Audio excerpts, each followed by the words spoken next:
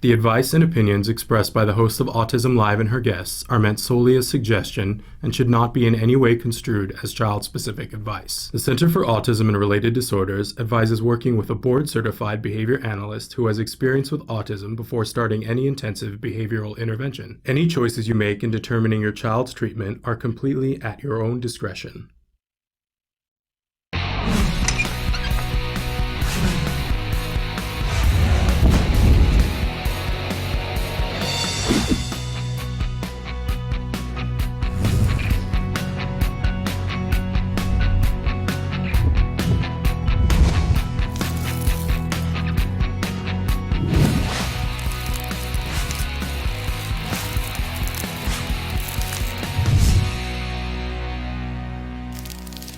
Good morning and welcome to Autism Live. It's Wednesday. Thrilled to be here with you this morning. We got a lot to do, so I want to get started as quick as possible.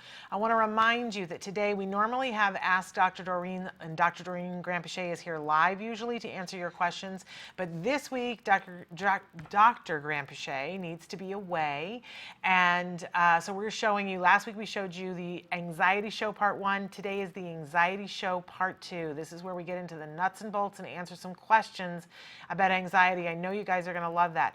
Then we're going to come back immediately afterwards live with Let's Talk Autism with Shannon and Nancy. Very special show today because yesterday, as you may or may not know, was Nancy Alspaugh-Jackson's birthday. We asked all of you to write in birthday messages. A lot of you did. We're going to be sharing those, so you can keep sending those in throughout the Anxiety Show. But we have three very special guests. Sue Cho, who is an amazing autism expert, is going to be with us right when we come back. So you want to be here right after the top of the hour for that. Then we're going to cover some in the news, and then two wonderful guests, Jill Creter Harte and her daughter Spencer Harte are going to be here with us. Spencer, as you may know, is a fabulous singer on the autism spectrum. They're going to be talking about some of the things that they've been able to do in the last year. You probably saw Spencer on Parenthood, on the very last episode of Parenthood, singing Ave Maria. Well, Spencer's been doing that and a lot more, and there's a possibility that she might be singing a little bit for Nancy to celebrate her special day, and we've got a cake for Nancy. It's going to be awesome. But first, the Anxiety Show, and then stick with us afterwards for Let's Talk Autism with Shannon and Nancy. See you in a few.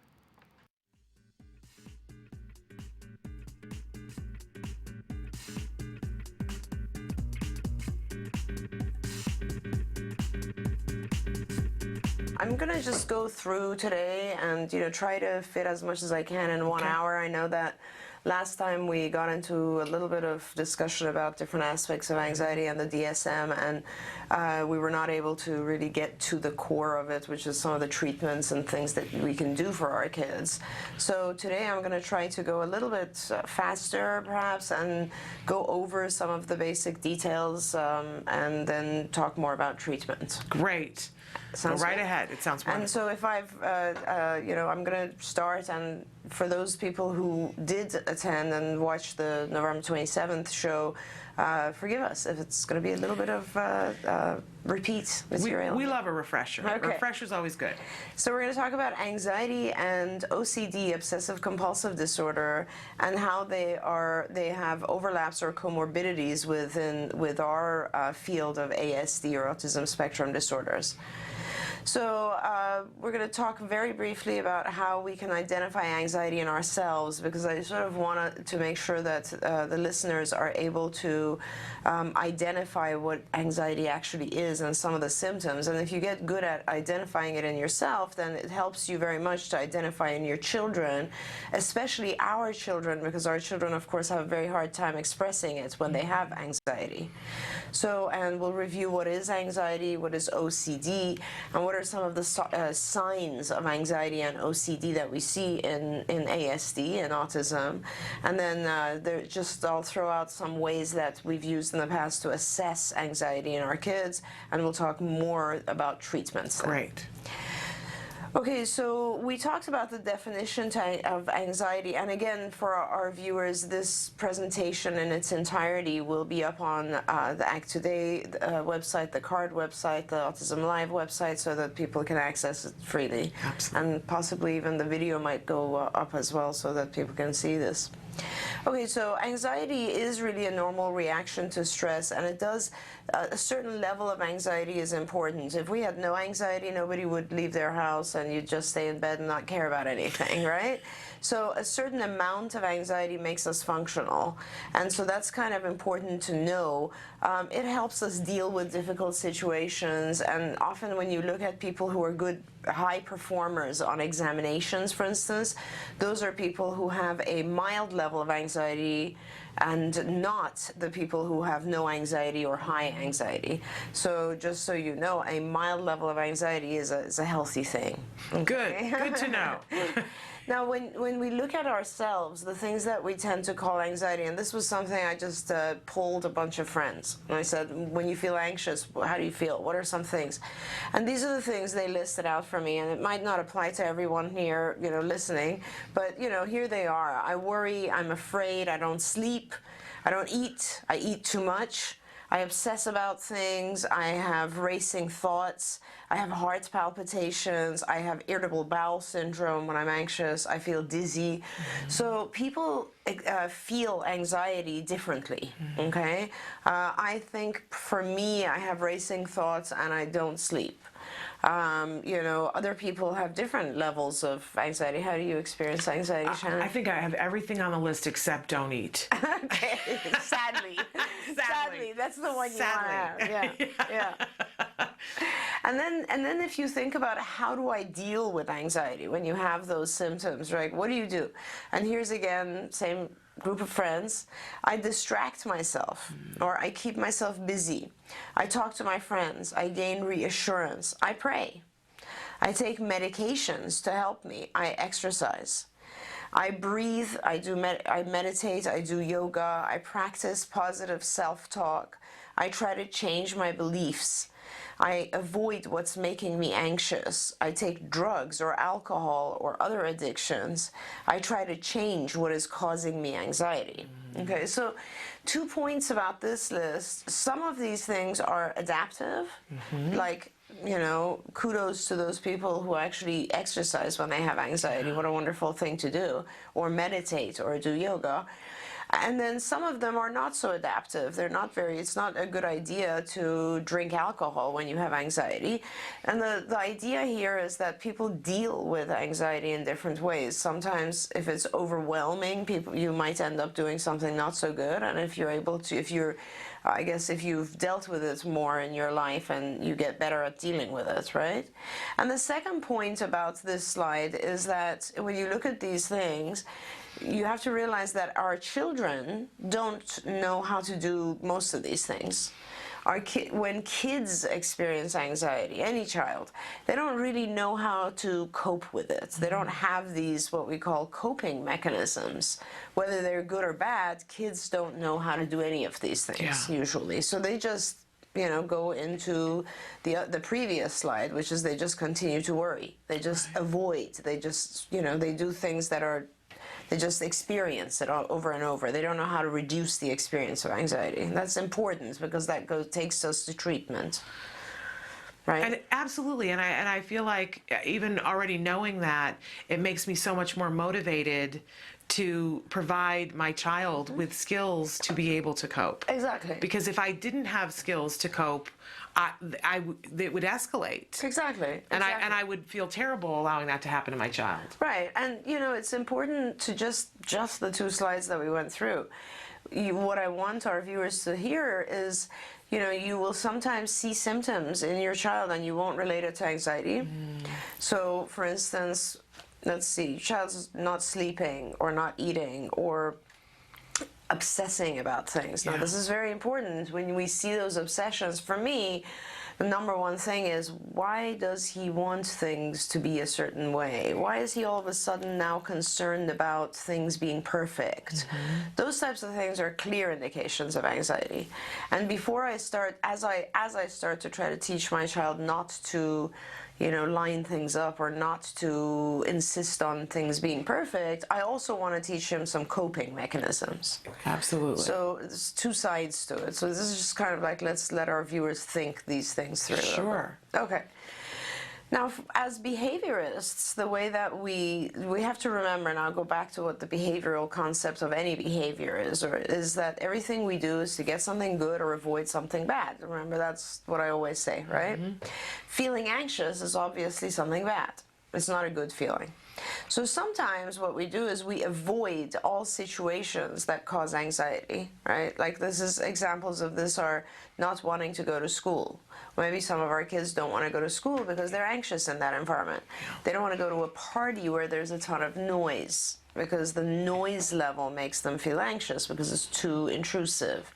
They don't really want to go to social situations because they're not good at being social. These are just examples.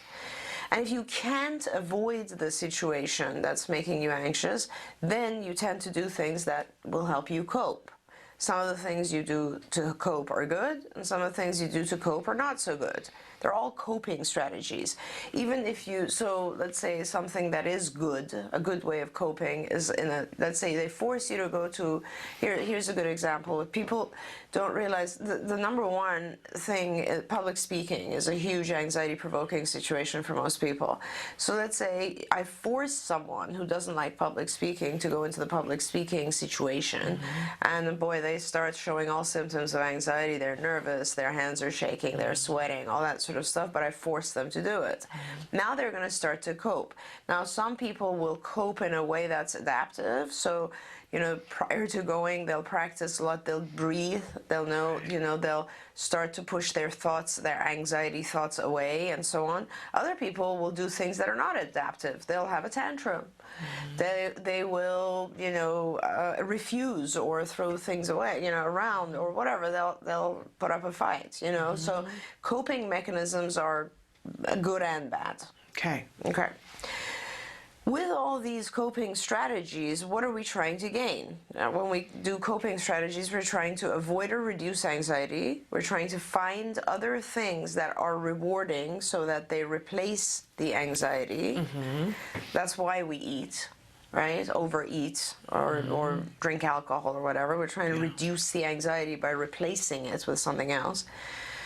We try to gain better understanding of what is causing us anxiety, and we want to change our perceptions and beliefs, because anxiety altogether is just something we believe, right? People who there's some people that are very, very comfortable with public speaking. I have no anxiety about public speaking, but other people who find public speaking to be extremely anxiety provoking.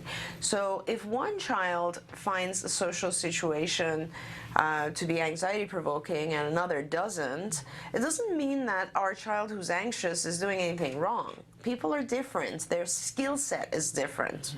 The very, very first time that I spoke in front of 1,000 people, I was pretty anxious, and I rehearsed my talk maybe 20 times.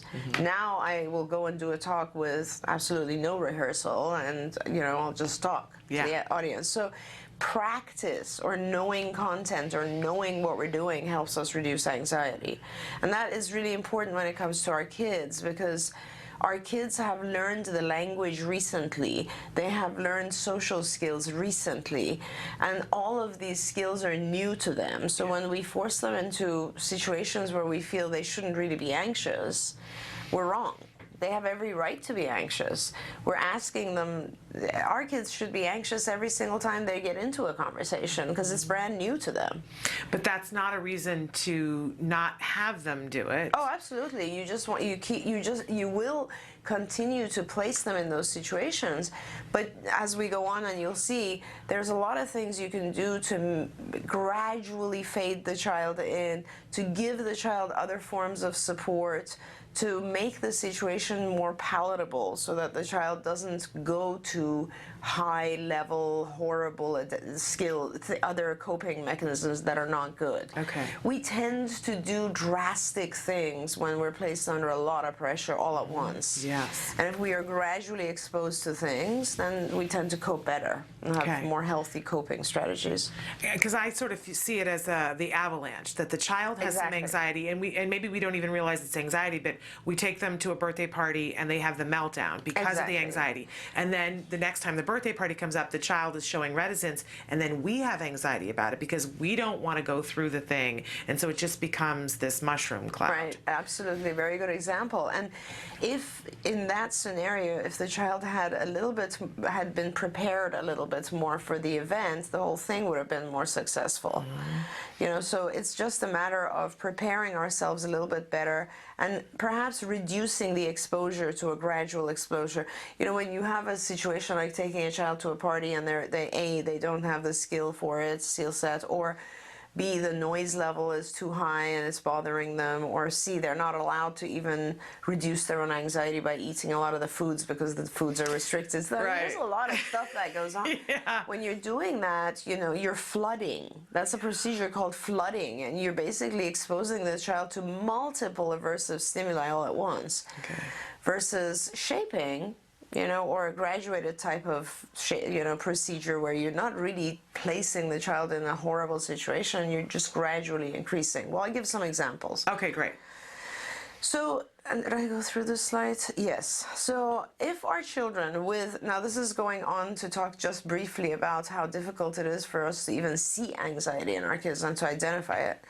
And again, remember I think it might come up in this presentation, but in autism, because it's such a pervasive disorder, people tend to, it overshadows everything else. We've talked in the past about, like, so many of our kids have gastrointestinal issues, and, you know, the doctor will tell them something like, oh, that's just, a lot of kids with autism have GI issues, which means nothing, you know, and we just tend to then ignore those issues. And same thing with anxiety. A lot of our kids have anxiety. That doesn't mean we have to ignore it. Right. It's not one of the symptoms of autism. It's one of the side effects of just not having enough communication ability and having too much intrusion and not being able to fit in and so on. So then you feel anxious. But I think that's why this conversation is so important, because I think a lot of us have felt helpless about our child's anxiety. Right. Like, is there something we can do? Is there a strategy? And that's why I'm so thrilled that you're talking about this. Absolutely. And that's the thing, you know, when we put it into the bucket of autism, then we feel like, oh, that's pretty scary, right? I'm not just can't deal with this.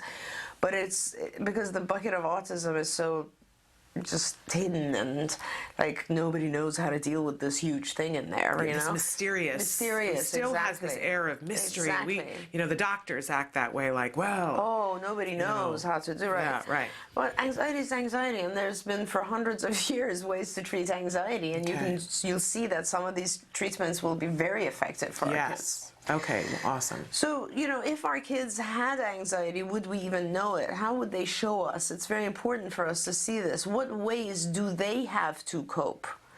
And what techniques do they know to calm themselves? And can we help reduce what causes them anxiety to begin with? So it's one thing to say they're anxious, let's teach them coping mechanisms, which we will. But the other thing is, remember, everything, you want to change consequences and antecedents. Can we actually reduce some of the stuff around them so that their anxiety level is low to begin with? Okay. So there's many ways to think about it. Okay. Our goal is to recognize anxiety in our kids, help them recognize what makes them anxious, because you're not always going to be there. Right. So you want your child to be able to realize, okay, I'm going to be anxious. The reason my heart feels this way is that I'm experiencing anxiety. This is what I need to do. Help find good coping strategies. Help them feel confident enough to approach situations that they feel anxious about. Help them overcome their anxiety overall, and then help them find ways to reward themselves, right? Because you want your child to be independently able to push themselves. My son, he gets very anxious about memorizing new academic information, which is really interesting. Like if it's, last time we were practicing French and he was saying, I just can't get this stuff, I have horrible memory, which is fascinating because he's an actor, he loves acting, and he memorizes books of script, books, like literally, you know, way beyond my memory. And what he doesn't realize is memory is memory. Right. It's just that he knows he will be successful memorizing script, but he feels he will fail at memorizing French. You know what I mean? So it's sort of an interesting thing. And the main thing is to teach our kids okay, this is how I go about coping with this. I'm going to introduce myself to this scenario gradually, because as long as someone else is pushing you, you're going to have resistance. Yeah. So it's important to teach our kids to approach it themselves. We went through this a little bit last time now, this slide, where we talked about in DSM-4, anxiety had, the anxiety disorders were defined this way, and there were, it was panic disorder, separation anxiety, specific phobias or fears, social phobia, obsessive compulsive disorder, post-traumatic stress disorder or PTSD, generalized anxiety. These were all classified in the chapter called anxiety in the previous diagnostic manual. In the new manual, in DSM-5, it's a little bit different. They actually have added a whole section now, and what they've done is for anxiety disorders, they've detailed it a little bit more. So we have separation anxiety, selective mutism, which we talked about, which is sort of kids where you will essentially in certain situations you freeze and you don't speak, you don't talk. Specific phobias, again, social anxiety or social phobia, panic disorder, agoraphobia, which is a very extreme level of anxiety which prevents you start to stay at home and don't want to leave your environment because you only find your own environment to be safe. Generalized anxiety, which is anxiety in more than one situation. Substance or medication-induced anxiety, which essentially means, and this is actually a very good one that they've added, because a lot of medications, like medications for ADHD, will tend to increase the heart palpitations, and sometimes you misunderstand that feeling and consider it to be anxiety. A lot of medications do that, actually.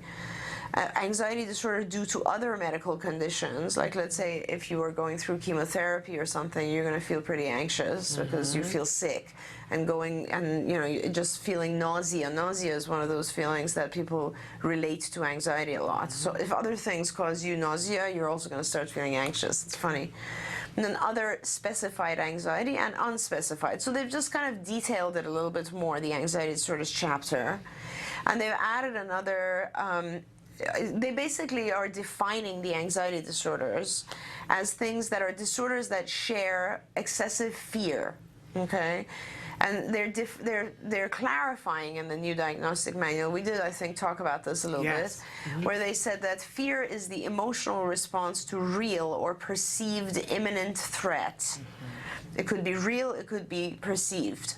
And anxiety is the anticipation of that threat, right? So I, in my mind, think that something really bad's going to happen, whether it's real or not, and then I feel anxious, apprehensive about it before it even happens, right? And that's anxiety.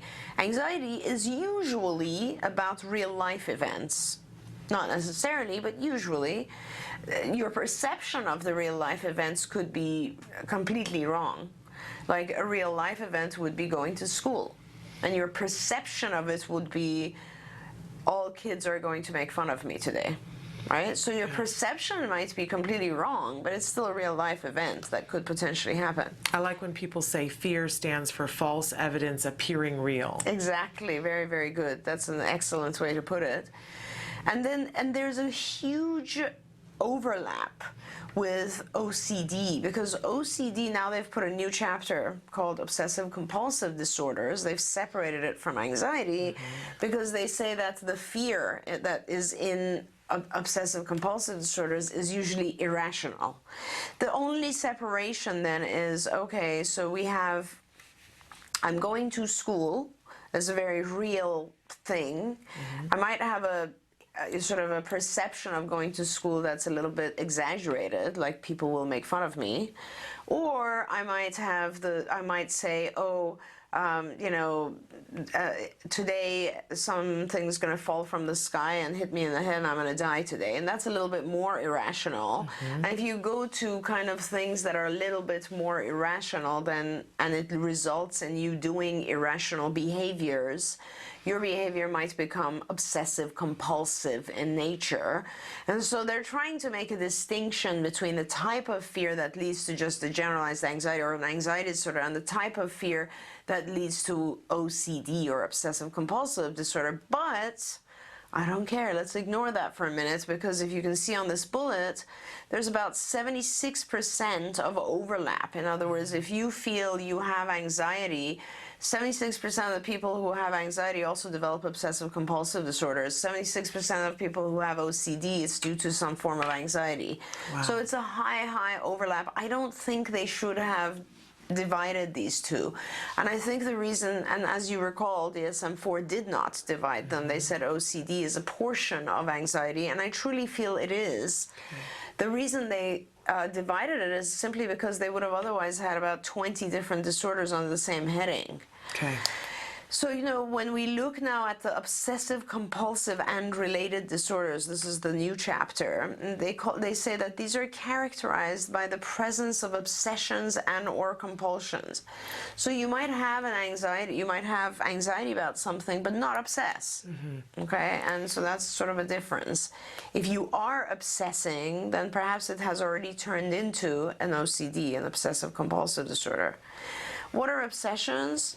Obsessions are recurrent and persistent thoughts, urges, or images in your head that are experienced as intrusive and unwanted. Remember in the very first slides I said that one of my friends had said racing thoughts? That's what obsessions are. Obsessions are racing thoughts. They're like, and then they will make fun of me, and then what will happen? Oh my God, and then that'll be so embarrassing, and I don't know how to handle that, and then the teacher won't stand up for me, and then I'll have to run away, and it'll be horrible. And it's just like, you know, turning things into, it's like a dream state. Yeah. Right? Often when we push away our obsessive thoughts, they come out as dreams. I call it going down the rabbit hole. Yeah, you just keep falling, exactly right. and you keep seeing. It's like Alice in Wonderland. She goes down the rabbit hole, and it just gets worse, and things get big and small, and exactly. And before you know it, something that was going to school, something that was kind of benign, has now turned into entering a concentration camp. Right. It's now turned into something horrible in your mind. And as a result, you tend to become compulsive. Now, this is the compulsive portion of the OCDs, which is compulsions are repetitive behaviors or mental acts that an individual does or feels driven to do in response to the obsession. So, you know, oh my God, they are going to torture me at school, and now I will start to do certain meaningless, in some ways, repetitive behaviors that will keep me safe. So it's one thing if I like put up a tantrum and avoid going there, but it's another thing if I have to make sure that my backpack is green, because having a green backpack will save me. Or I have to check and make sure everything is perfect, because if it's not, I'm going to fail. It's going to be disaster. One of my kids, my daughter, when she was really little, was very much a perfectionist, perhaps my fault, in school. And she really wanted, she still is, you know, Nikki, she still is, and she wanted everything to be, she wanted like straight A's, you know. She got a 4.0, by the way, at the first semester, first quarter at college, yeah. And she is just was that way when she was young, and it had to gradually become compulsive in her behaviors, in terms of like the night before an exam she had to go through these specific rote rituals which had really nothing to do with tomorrow at all. And we often do these things. How many people listening here or viewing this don't have a lucky something? Right? You have a lucky rabbit's foot. Where on earth did we get that from? Right. You know, that's a compulsion. Yeah. To have something that brings you, that you feel luck, you know, that brings you luck, or those are compulsive types of things. They are irrational. They make no sense whatsoever, yet they are mental acts. They give you some sense of security, right? Okay.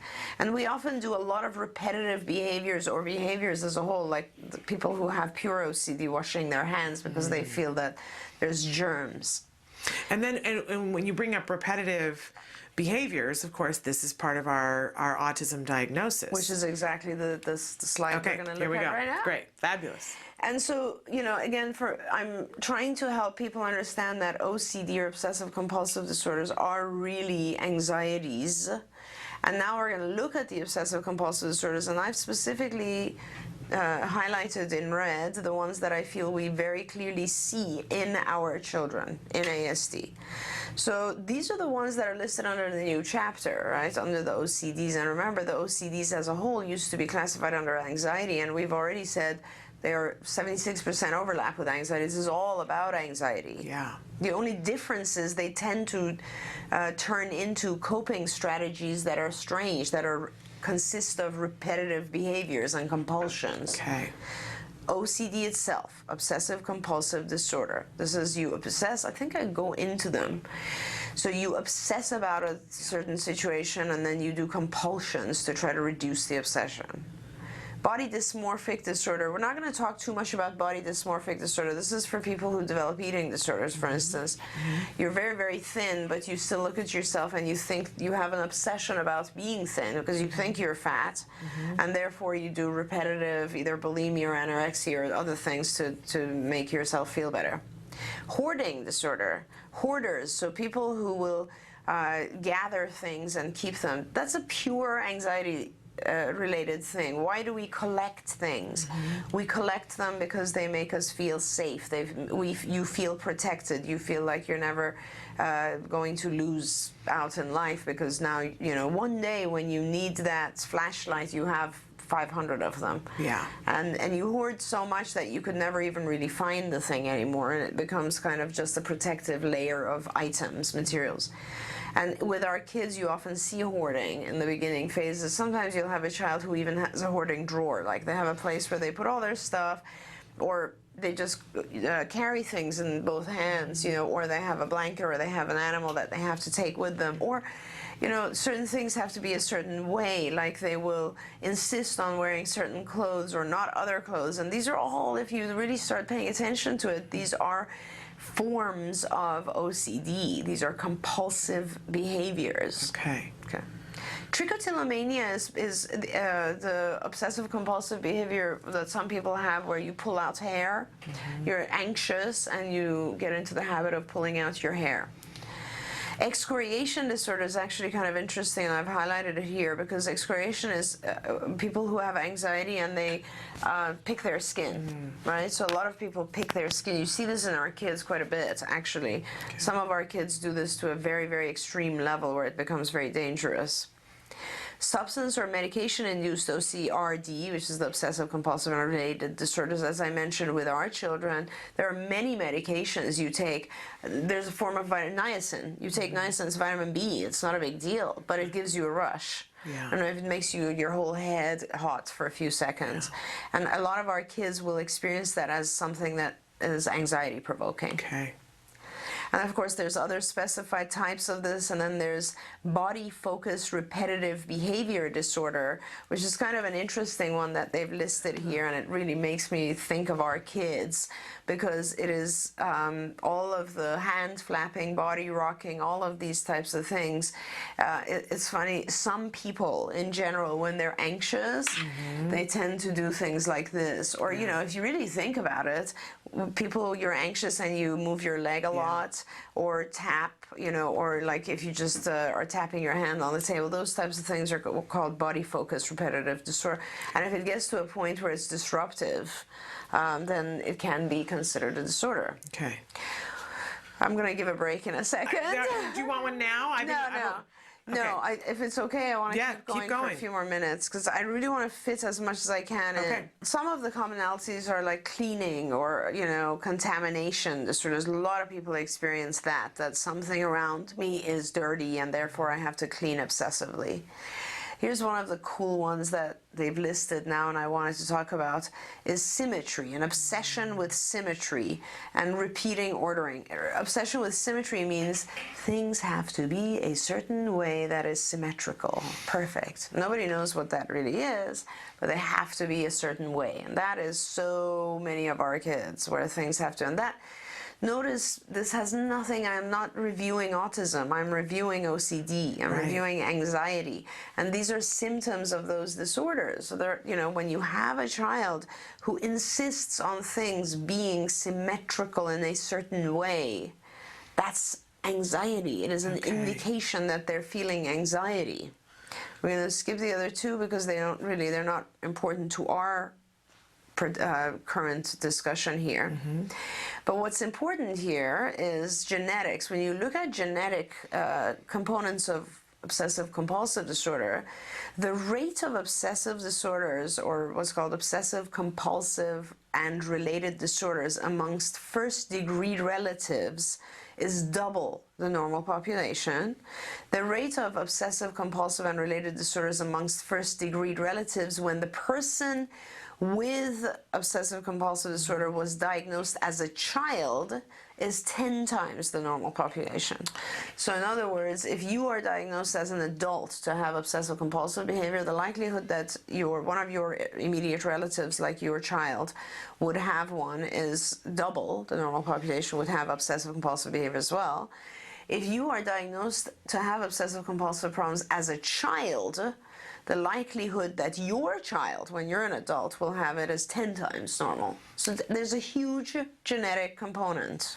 And what this says to me is that as parents, we have a responsibility to get help for ourselves if we're having anxiety, and that if our children are having anxiety, that we need to get on top of that, or we're going to have grandchildren who have and anxiety. It's funny that it's right now, of course, this often happens, and these studies on genetics, they're done with groups of people, and they notice that, if somebody was diagnosed with OCD as a child, they've grown up, and now we're studying adults who were diagnosed when they were kids.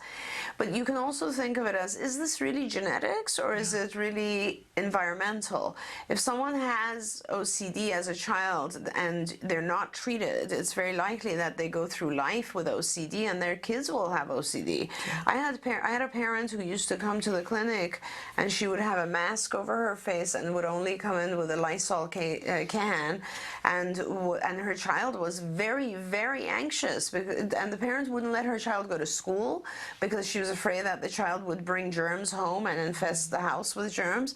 I mean, our behaviors really impact our kids' behaviors. Absolutely. So this is very, very important to pay attention to. Should we give you a break? Let's take a quick break. All right, we're going to take a break, and we have some questions that have come in, and hopefully we're going to have time to get to some of them. One in particular about helping older kids on the spectrum that are in that transition phase that are experiencing anxiety.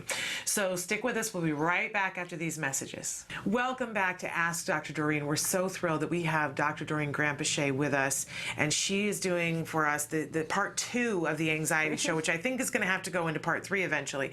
But we should say that you are someone who has been dealing with autism. You're an expert with the field of autism, and I always like to remind everybody that you're a visionary in the field of autism, and so it's so wonderful to have somebody with your expertise taking this for us and putting it in terms that we can begin to understand, so we can start to help ourselves and help our kids. Right. Well, thank you. I appreciate that. That's very kind of you. But I really believe that a lot of our kids and adults experience anxiety, and it's one of the things that really is ignored quite a bit. Absolutely. And so what I'm going to do now, because I do have a lot of slides, but a lot of questions that have come in have to do with just the treatment aspect of it. So what I'm going to do is I'm going to just tell you about the next slides, and hopefully you will go in and look at this PowerPoint. And I think, Shannon, what we should do for this talk is at some point I'll schedule with Emily and do more of a 2 or 3 hour long video on just anxiety as a whole.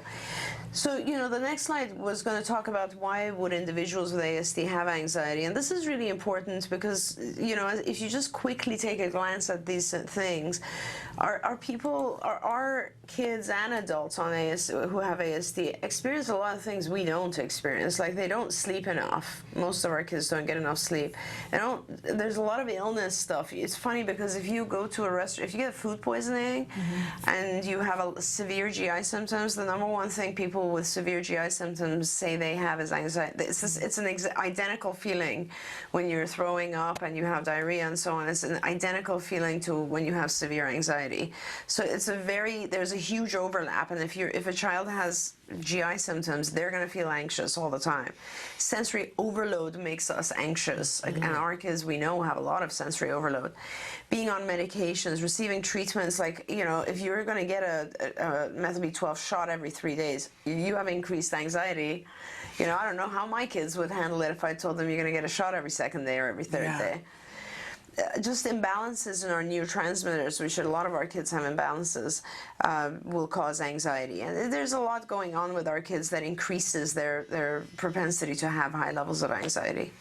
And the ways that they show it are they do have obsessive compulsive behaviors like lining up objects, which they're trying to control their environment. Yeah.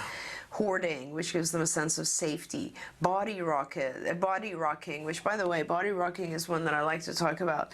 This motion actually is one of the few motions that activates parasympathetic activity in the brain. So we have sympathetic activity and parasympathetic. Sympathetic is when you are ready for the fight or flight response, and parasympathetic is the calming response. It's your body is reacting to a stressful situation, and your parasympathetic activates in order to calm you down. This body rocking is one thing that you can do that will actually activate your parasympathetic, which is very interesting because our kids do that. It's almost like they're naturally trying to calm themselves. Yeah. This is why we have rocking chairs. Yeah. Rocking chairs produce calming effect because of activation of the parasympathetic. Wow. Yeah. So, and signs of anxiety will result in no sleep, in IBD or other GI issues, hives. I will always check our kids. Or in avoidance behaviors, like things like self-isolation or no eye contact, right? Okay. Social avoidance or self-stimulatory behaviors, which are all repetitive and rote. I'm not going to talk about the research findings just because actually, the only thing I want to say about this slide, which is amazing, and I'll be very quick, it's just a very spectacular slide. Okay. Studies show that individuals with ASD experience greater levels of anxiety than community populations regardless of their age, okay? All other community populations. Individuals with ASD show greater signs of anxiety than individuals within any other clinical group. Any, okay? This is the good one. Individuals with ASD show similar levels of anxiety when compared to individuals with a diagnosis of clinical anxiety. The only other group they're similar to in their level of anxiety is people who have been diagnosed with anxiety. Okay. So ASD is definitely one of those that has high levels of anxiety in it. Okay. And of course, we talked a little bit about diagnostic overshadowing and reasons why it's very hard to assess. I've listed a few different assessment tools that might help our people identify it for it. But, I've already also mentioned a bunch of symptoms. If you see those symptoms, assume that it might be anxiety. Now, we're going to start talking, we have about 10-15 minutes to talk a little bit about treatment here. When you talk about it from a behavioral perspective, remember we always want to look at the antecedents and the consequence of things, right? So you can do an FBA, you can do a functional behavior assessment, and you can observe it and find out what's causing the child anxiety. So time for school, Joe tantrums, and then he gets sent home, right? A challenging behavior, like a tantrum, may begin because there's anxiety. So the antecedent, like time for school, is causing anxiety, and then it becomes learned due to the reinforcement. This is a really important thing. Most avoidance is learned. It's something that we imagine. So I want to avoid school because in my head there's something about school that's causing fear, causing anxiety. Now I'm going to do a huge behavior like tantrum, and then they send me home, and great, now I realize that my tantruming behavior worked. Right? So any behavior that has an avoidance function has some level of anxiety in it, is what I'm trying to say. Noisy environment, Tom lines up toys, right? And then Tom gets to avoid the environment because he's obsessed with his whole thing. Is it okay sometimes to let Tom avoid the social setting, or is it better to help him cope? And those are the questions. You don't want to reward the avoidance behavior, because ultimately all of our kids have to be exposed to situations that are normal, like going to school. But there are many things you can do to help. Okay. So there are, first of all, the psychopharmacology treatments, which we don't want to ignore because they're hugely effective. Things like selective serotonin reuptake inhibitors, SSRIs.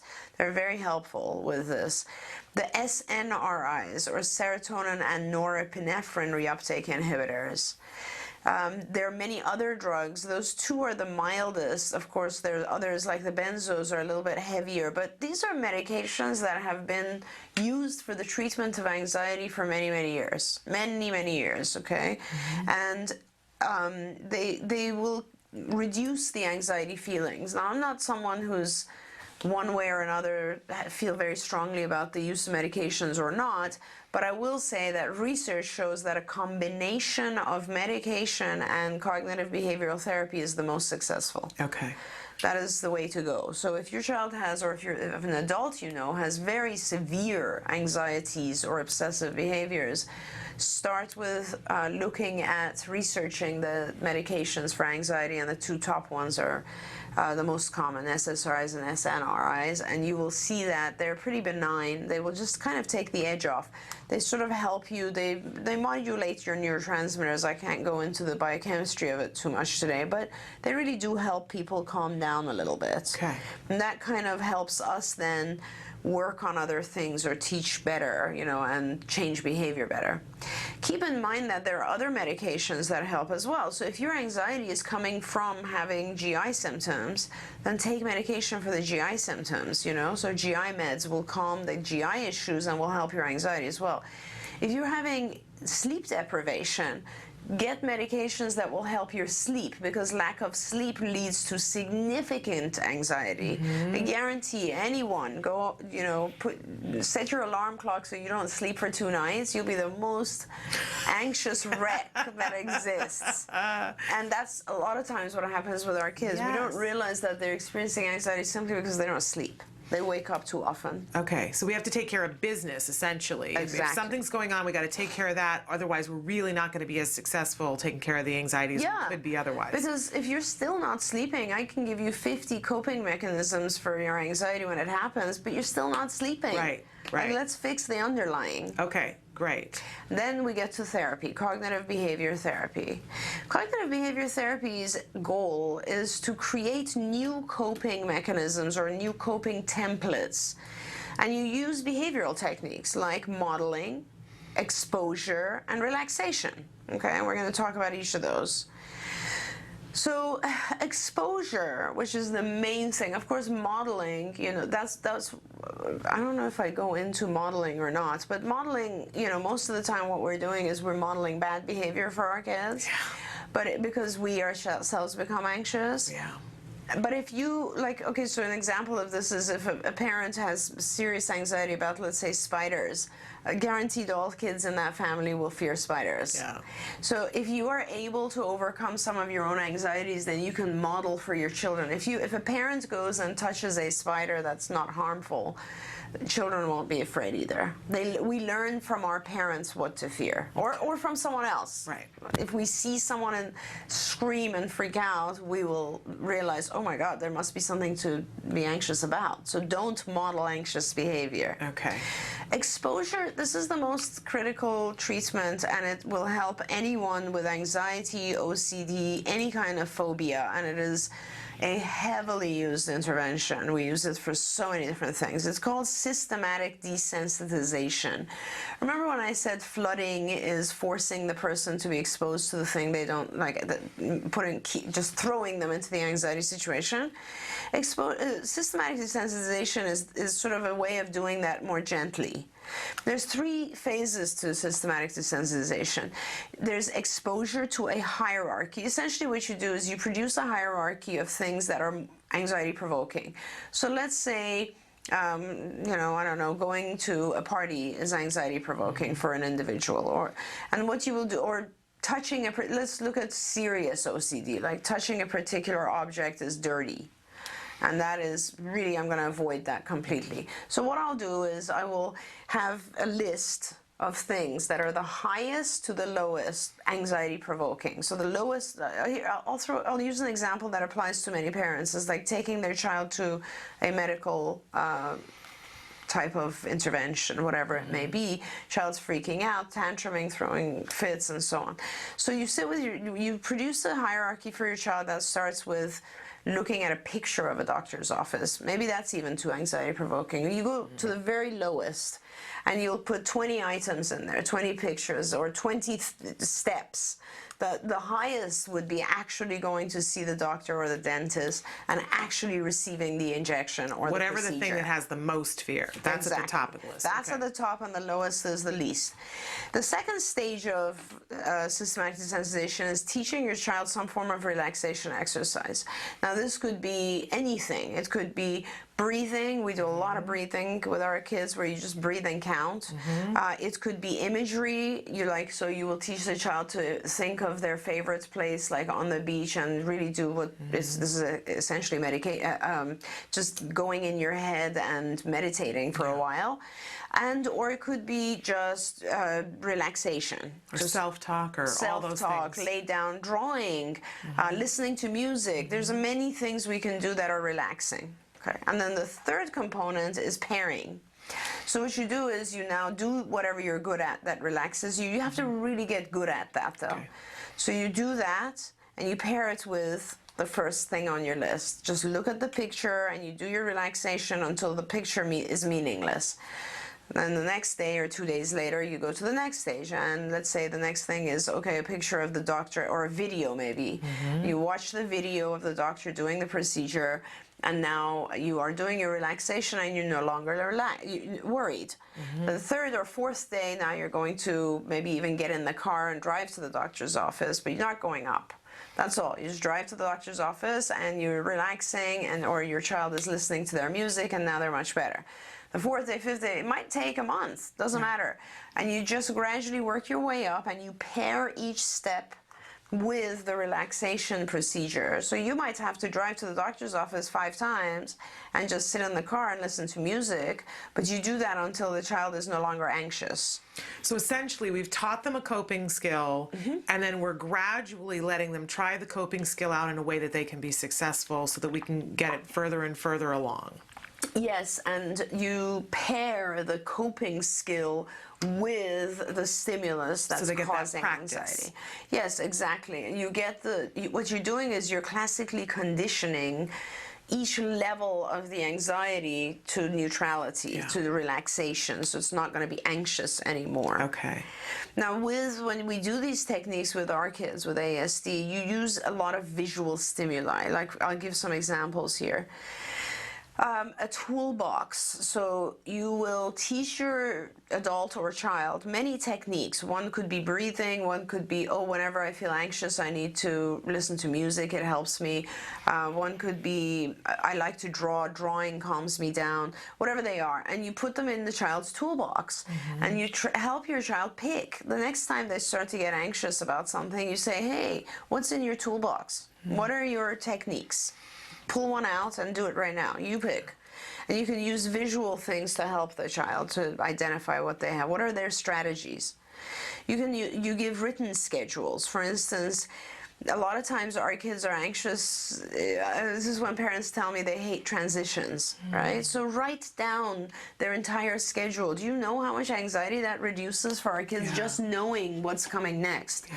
We just take our kids and we do, come on, we gotta go this, and the child's like, good Lord, what's happening to my schedule? What am I doing And we would react badly if somebody did that to us. Oh, everybody, That's what's fascinating. I do it all the time, but if somebody did that to me, I would freak out. Absolutely. And so it's very important for our kids to actually know what's going on. So transitions are important. Narratives. Narratives are things like you will write, it's like social stories is a narrative. Social stories, for instance, you can just write narratives like, I am the boss. Anxiety is not the boss. Right. That's it. Something like that for the child. They can write it down on a small piece of paper, like one of those things in cookies, put it in their pockets. Whenever they're going somewhere, they pull it out and take a quick look at it and put it back. I'm the boss. Anxiety is not the boss. Just something as simple as that. Stories are very helpful, where you can tell stories of someone who was worried about something and then they overcame it. You role play, just role play the whole thing at home of going to a party or going to school. I mean, it sounds silly, but it really helps our kids. Choice lists, like when you are in an anxious situation, what are your choices? What are the things you can do? It's fine to walk away. That's totally fine. So therefore, what are you worried about? You can walk away from it. Right. What are you worried about? If you're at a party alone and you can't get away from the noise, can you go to the bathroom? Maybe it's more. And these are appropriate things. And hey, we do these things. Haven't you ever been, I get anxious because my kids talk to me all at the same time, and I've already had 12 hours of work and I'm dying and I haven't slept and there's a million things, and I'll just literally go in my closet and stand there for 5 minutes just to breathe and calm down. Yes. Drawings are very useful to our kids, like thought bubbles, cartoons, like helping we do a lot of cartoon comic strips, where our child will, let's say, throw a fit or a tantrum, and then we'll say, okay, let's talk about why this happened. So this is you, and we'll draw a person, and this is the other person, and how are you feeling? And we'll put some sort of feeling in the bubble next to the heart. Mm-hmm. And what did you do? And then we'll draw something like, oh, so you threw a book, you threw something, or you hit this person. Mm-hmm. And what were you thinking? Mm-hmm. Oh, you were thinking. And we help our kids identify what they were thinking that led to that level of anxiety and reaction, or avoidance. And then you'll say, what other things could you think? And then you'll try to replace them with some of these more adaptive coping strategies, like, oh, you could think, there is nothing to be afraid of. I can always leave. I'm going to be successful. So reversal of your own negative thoughts, So really empowering them. Oh yeah, absolutely. Rule lists of emotions for coping, mm-hmm. Rules lists of what's normal and what's excessive. Keep in mind, none of our kids really know how to do these things. Yeah. They don't really know. They don't have a reference point. They don't. They really don't. And I'm just going to keep going. I know we're going over a little bit, but I want to get through just maybe this slide. And I've got a couple the next of slide is questions the last slide. Touch on. Absolutely. Okay.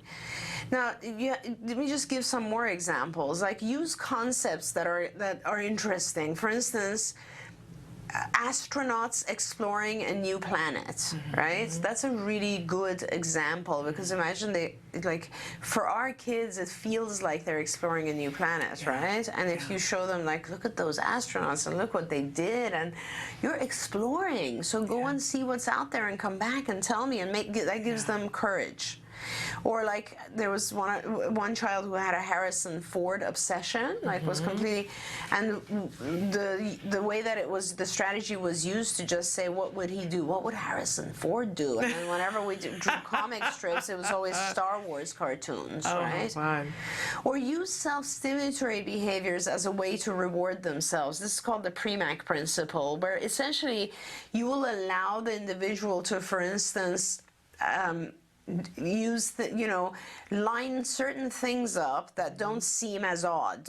Okay. For instance, how many people have, engineers, I love when they have 10 really sharp pencils in their pocket, or right. mechanical pencils or something, or when we have a pencil case and all of them have to be sharp, yeah. Or hey, how many people have really, really organized sock drawers or whatever right. it is. Hey, allow those things, because they're adaptive ways of being obsessive. Right. Okay, and just don't allow the ones that are not. As I said, organize. Let your child be obsessive in certain arenas, but just not others. Okay. I think the last slide is just talking about, really take care of the anxiety in yourselves, because the more anxious you are, it really does affect our kids as well. It starts at home. Yeah. As always. And let's see if some of I do want to tell our parents about our viewers about one type of therapy called acceptance commitment therapy. I'm pretty sure Evelyn Gould would have talked about this. Yes. It's a fabulous intervention. It's a fabulous type of treatment. I really recommend it for a lot of people. It helps you cope with anxiety. It helps you cope with fear.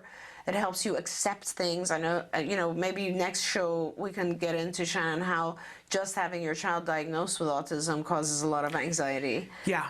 And how we can really help our parents cope with these things.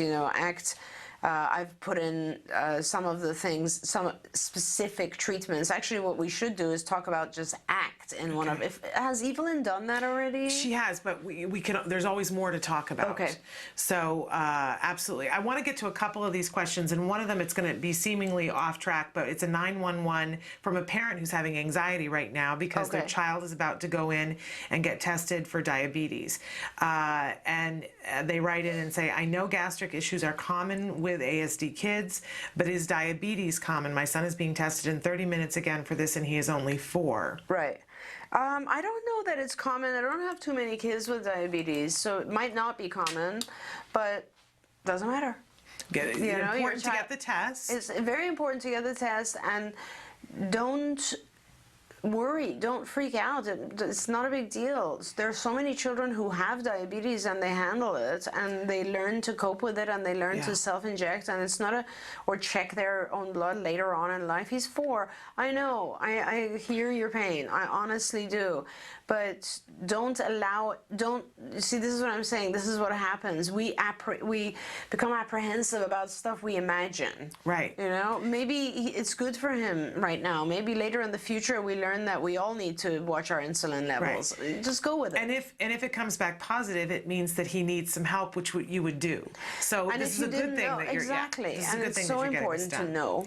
Right. And somebody wants to know, it's sort of that chicken or the egg. Does anxiety cause the stomach issues, or is it the other way around? Oh, I love the person who wrote that in. That's part of the one of the slides that I had to take out because this is so long. I always think that myself. Which one is causing which? Yeah. Very, very good point. And they perpetuate each other, obviously. Absolutely.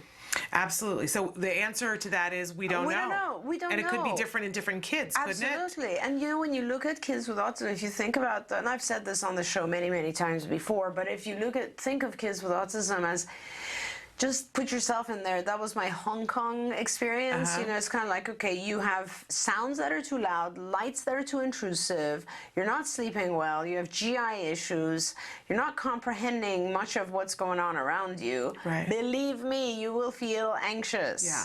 And as you said, that doesn't have anything to do with autism necessarily. That could be any kid, any of us. You're having GI issues, you're going to get anxiety, and if you have anxiety, you're probably going to get GI issues. Absolutely, that's right. You take any typically developing child, fly them to some other part of the world, make sure they have jet lag, and throw them in a school where they don't know how to communicate with anyone, and culture. Mess with their diet. Mess with their diet, and their culture is completely different, and believe me, they'll react just the same. Okay, next question. Can children outgrow anxiety or separation anxiety? Is it just being a child and feeling small in the world that can trigger it?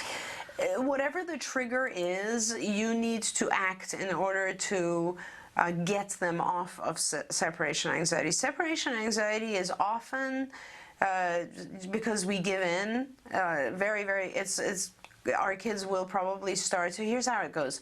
That's that slide that I said a lot of times this is something that is instigated just naturally. Okay, so of course your child is bonded with mom and dad more than anyone else, or mom and someone else, caretakers, guardians, people they feel safe with. And now you're putting them in a school environment where they don't know anyone, so they're going to feel unsafe, which will equate to anxiety. But you have to go back and you have to do a planned intervention. And it's exactly what I said. It's the systematic desensitization. Graduated exposure to the school environment with coping strategies will help your child get over it. And if you don't do that, no, there are children who have separation anxiety even at the age of 10. There are adults who have separation anxiety because nobody ever helped them get through it. Okay, so we shouldn't have an expectation they're just going to work it out on their own. They might, and the only reason they work it out on their own is because they're flooded, they're thrown into the scenario, and they realize they're safe. But that isn't necessarily the kindest way to do it. It isn't, and it's not the guaranteed way that they'll get through it. I sort of feel like we've answered this a little bit, but I want to backtrack a little. Does this apply to kids without autism as well? Absolutely. It applies to all of us. It applies to everyone. We all experience anxiety. It's just a matter of whether we have the ability to cope with it at different levels or not. Okay. And, a lot of people, as I said, remember the first slides, a lot of people deal with it in adaptive ways, not adaptive ways, and, the issue here is to try to teach our kids more useful and adaptive ways to cope. Okay, this next one comes from, I don't know if you remember, the first time I ever had you on a radio show, the first caller that we got, it's this person who I've become very good friends with. Wonderful. But wants to know, they're having lots of problems with OCD-type behaviors. The older her son gets, he's now a teenager, the more pronounced they are, and he's had 5 black eyes self-inflicted in the last 3 months simply out of frustration because his OCD needs aren't being met. Okay. This is a very severe situation. Here we go. Is he on any medications? Get him on an SSRI medication, first of all, please. That will help take the edge off him immediately. It will really significantly help.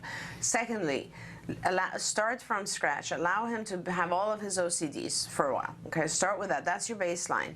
Start working on teaching him some other techniques, relaxation techniques. Does he know how to meditate?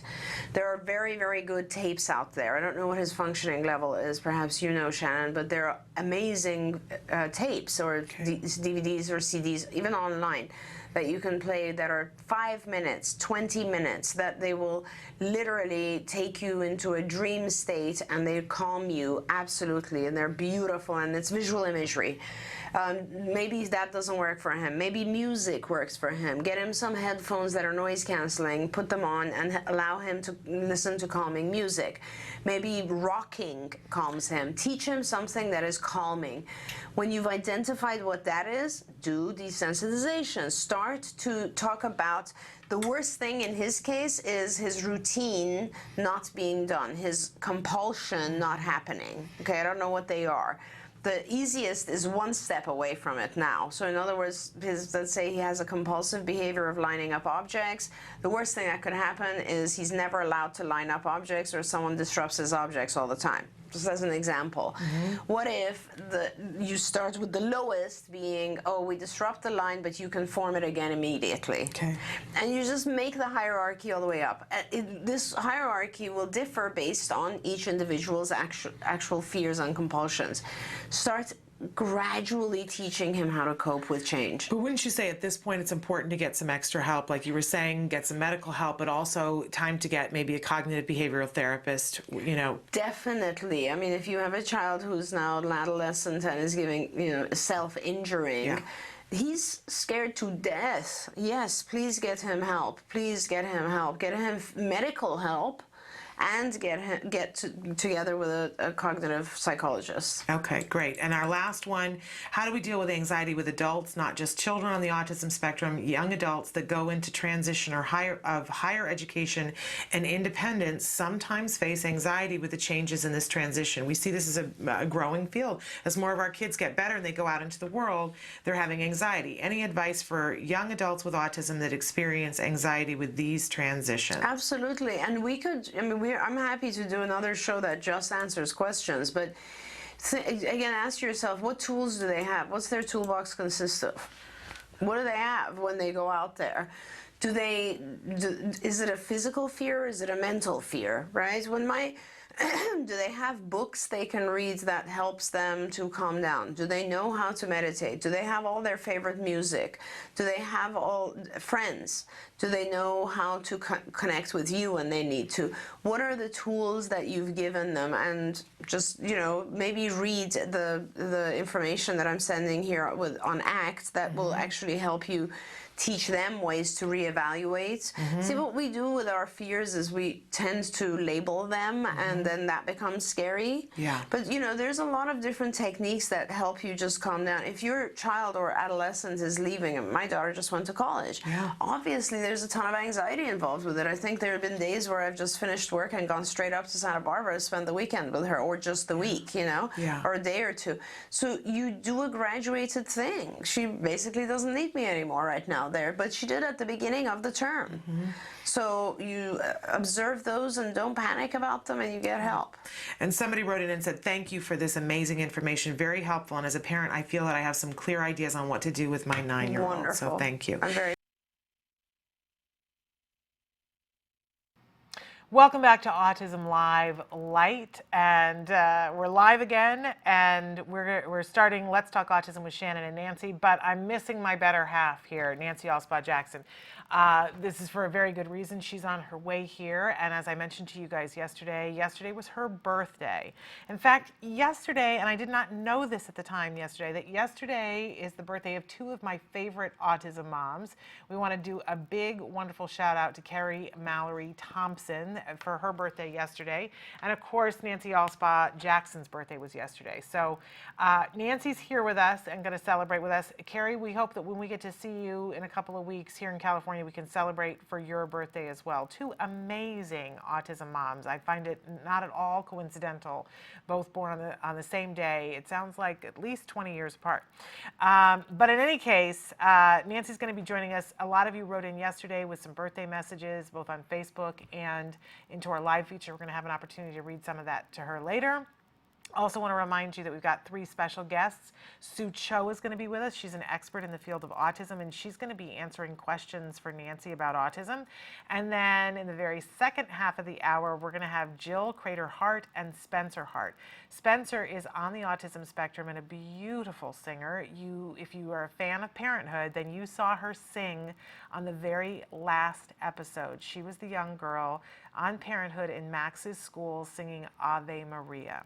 Spencer has been having quite the year singing in a lot of high-profile places, and she's going to be here with us, and hopefully we're going to be able to coerce her to do a little bit of singing for Miss Nancy. So you're not going to want to miss that. Wanted to start out with a little bit of news. Those of you who are keeping an eye on things, we talked a little bit yesterday about the family that was booted off of the airplane and having a great deal of fallout, but hopefully it's going to lead to more training happening for individuals who will be in a position of authority to make those kinds of decisions on airplanes. We're noticing more and more stories about that. But also you might be noticing that starting today and tomorrow, the International Meeting for Autism Research is kicking off in Salt Lake City, Utah. Very important meeting. And yesterday there was an article that was published by John Elder Robison, who is probably familiar to you, a wonderful author, a gentleman who is on the autism spectrum, and author of many books, but most notably Look Me in the Eye. Fabulous book, something definitely worth reading. And he published an article yesterday saying, to help people with autism, researchers must first listen to us. Found it really interesting. I want to encourage you to read the entire article, to Google to find it. It's in many different places online. But I'm going to read you just a couple of key parts of it. He said, this week I fly across the U.S. to speak at the International Meeting for Autism Research, known as IMFAR, in Salt Lake City, Utah. I'm not a scientist. I'm a 57-year-old with autism. For 3 days, the conference will be the world's highest temple of autism science. Researchers from around the world will converge to share ideas and present results. Everyone with a personal stake in the subject should pay attention to what goes on there. Scientists ask questions. It's in their nature. In medicine, the questions tend to be directed toward curing disease or relieving suffering. Autism may not be a disease, but plenty of us have suffered from it, despite the many gifts it can confer, and we look for relief. Some of us have difficulty communicating. Others have medical problems that seem tied to autism. Most of us live with some level of anxiety and depression, and many of us are touched by epilepsy, dyslexia, or Tourette's. Some aspects of autism are simple. Many of our challenges are obvious. But as obvious as they seem, none has yet been successfully resolved, even with the billions of dollars spent on research and a decade of time. That's a real tragedy, because it did not have to be that way. And if we act soon, tomorrow may be different. He goes on to say, part of us, the medical science community, first approached autism as a disease to be cured, and that's the problem. Not all autism falls into that category. Some springs from de novo genetic changes and comes out of the blue to cripple us, but other autism seems to weave into our genome. All of it, as far as we know, manifests very early. By the time we are adults, it is part and parcel of us and not removable in any practical sense. Many of us recognize that, but talk of autism as an epidemic remains. Fundamental biological and genetic studies that seem geared to preventing autism get the lion's share of research funds. All the while, people with autism continue to suffer from anxiety, medical complications, and social problems. Thanks to that, we remain excluded and marginalized. It's time for that to change. We're beginning to advocate for ourselves and ask for a shift in the balance of research dollars. Different advocates have different priorities, but one thing we agree on is that we want help now. We want our dollars spent on research that will lead to better lives for those of us who live with autism today. I'm going to the conference in search of knowledge, but I also carry a message. As a person with autism, I see needs all around me. I ask that the agencies who fund autism research take note of the autistic population speaking out and direct their dollars toward the problems that press us today, and not some abstract goal of autism elimination at some future date.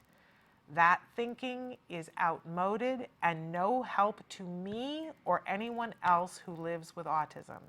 We are the population you are trying to help through your science. Listen to us. So I encourage you to check that out online. John Elder Robison, who has been a voice of reason, and I love that he addresses that there are many priorities, that people have a lot of different priorities, but I don't think anybody has put it clearer, the plight of, without saying stop talking about curing autism, he's saying at least let's be fair about how we spend the research dollars, because people are here and they're suffering, and eliminating it is not going to solve that. Of course, as a parent of a child with autism, I still see why some of those research dollars need to be able to prevent it and start earlier, but the older my child gets, the clearer it becomes to me that there is a huge population of people that need help, that is not helping. Also wanted to draw your attention to, we continue to talk about employment. Of course, we're all getting excited and geared up for next week's Temple Grandin and Friends, that it benefits Autism Works, an entire program that's just about getting more individuals with autism in the workplace. Wanted to point out that there's a great article that is talking about a lot of the different entrepreneurs and employers who are seeking out autistic workers, citing places like Microsoft, Vodafone, SAP, and how people are working together. We've had Torquil Sohn on the show talking about Special Eastern and how they're working with SAP to get SAP has made a commitment to get a bunch of workers on the autism spectrum, working with them on a timeline, and that Special Eastern is helping them to get those individuals job ready.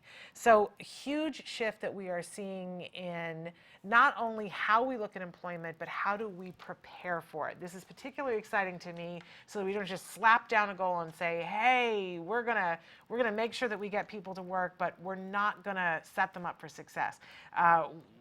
Definitely want you to check out some of the different programs that are available. We had yesterday Picasso Einstein talking about how they prepare young people who are on the autism spectrum to be entrepreneurs themselves, no matter what their skill level, their ability. So a very exciting time.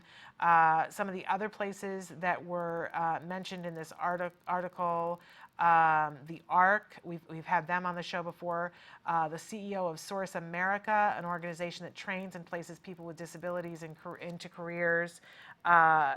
Hope to have them on the show as well soon.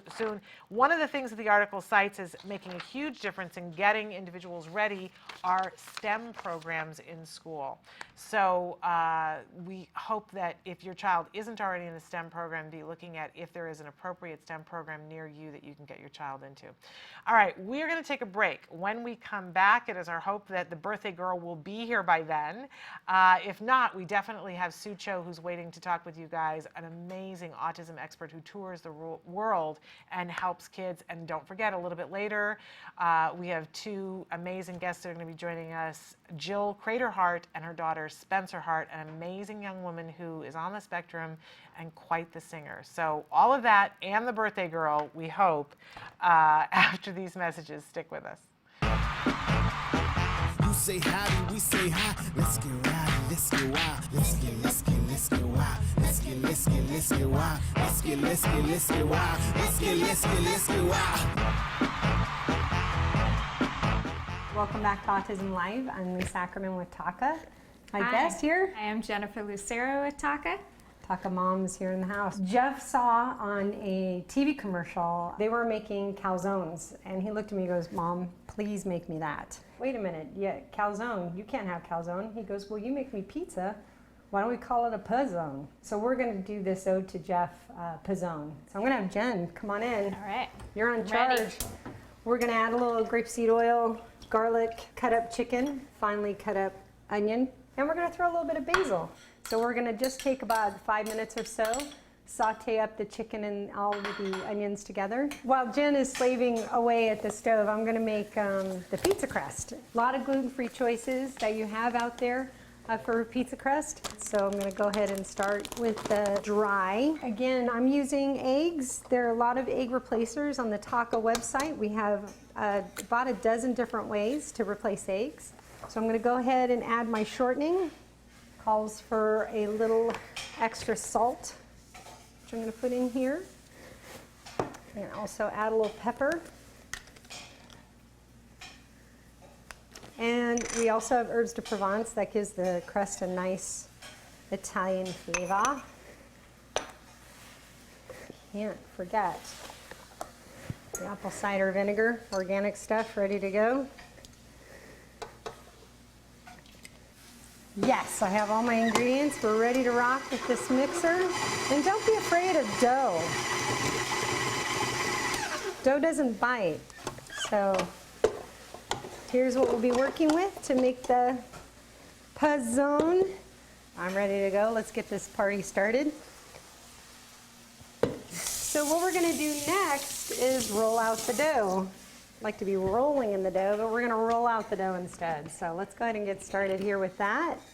So again, you see me using the parchment paper all the time. Love this stuff. It's basically unbleached, ready to go. It's just gonna make life a lot easier on your rolling pin. You don't need to coat it or anything, which is a lot easier, but I swear I should buy that by the gross ton. So the puzzones, this basically makes 2 big puzzones. I'm gonna take half of the dough and roll it out. Half of the other dough will be for the other puzzone that we're gonna make in just a little bit. So you wanna do, you're not making a pie crust, you're kind of making a long oval shape. So we're gonna try to make a shape where I'm gonna basically roll this over with all the yummy fillings. And so any combination or variation thereof, this sauce, just real simple, is organic crushed tomatoes. I've added a little bit of salt and pepper and herbs de Provence in that as well, which I love. I like extra fresh basil. That's always yummy to have on your puzzone. And thank you, this turned out fantastic. So we're just basically building it the way that we want to eat it. Of course, my favorite rice-free, organic, dairy-free, soy-free cheese. It's gonna pop off the sides. Okay. I'm not afraid of popping out the sides. So that's the beauty of the parchment paper. Once you're done, you just flip it over and peel it back. So I'm just taking a fork now and going around the edges. It looks so pretty. It looks really nice. So for 400 degrees, we're gonna go for about 25 minutes. You want it golden brown. And because we cooked everything pretty much already, you're not worried about not having everything fully cooked. So look how cute those look. Looks great. Like those 4 happy people right there. This weighs a ton. So let's go to the magic oven. Pull out our finished product. And voila! good. Oh my It gosh, looks this beautiful. is so yummy. There's nothing better than a little Jeff Ackerman puzzone. Yeah. And this is going to be nuclear hot, but we'll go ahead and cut it Careful. open so you can. Oh my gosh, this is going to taste so good That later looks on for great. your kids. Yum. Feedback, keep it coming. Thank you for helping, Jen. Thank you for having me. And thank you for joining us. Come back to Autism Live. We'll keep doing allergy-friendly cooking classes. If you have any suggestions or things that you would like to see us make, bring it on. You can reach us at autismlive@gmail.com or Facebook. Love the Facebook. I know, too much for me. Facebook, so facebook.com/autismlive, or thousands of taco recipes ready to go. Basically go to Tacanow, TACANOW.org, and we'll see you next time. You say howdy, we say hi. Let's get rowdy, let's get wild. Let's get wild. It's every parent's desire for their child to have a great start in life. Yet there is a condition affecting more children's lives than pediatric cancer, diabetes, and AIDS combined. Autism strikes 1 in every 150 children. Today, 1 in 110 kids in the U.S. will be diagnosed with autism. That is a huge jump from 30 years ago when it was 1 in 30,000. Startling new report finds the number of children with autism is skyrocketing. The Centers for Disease Control estimates 1 in 68 children has a form of autism. Now that's a 30% increase in just 2 years.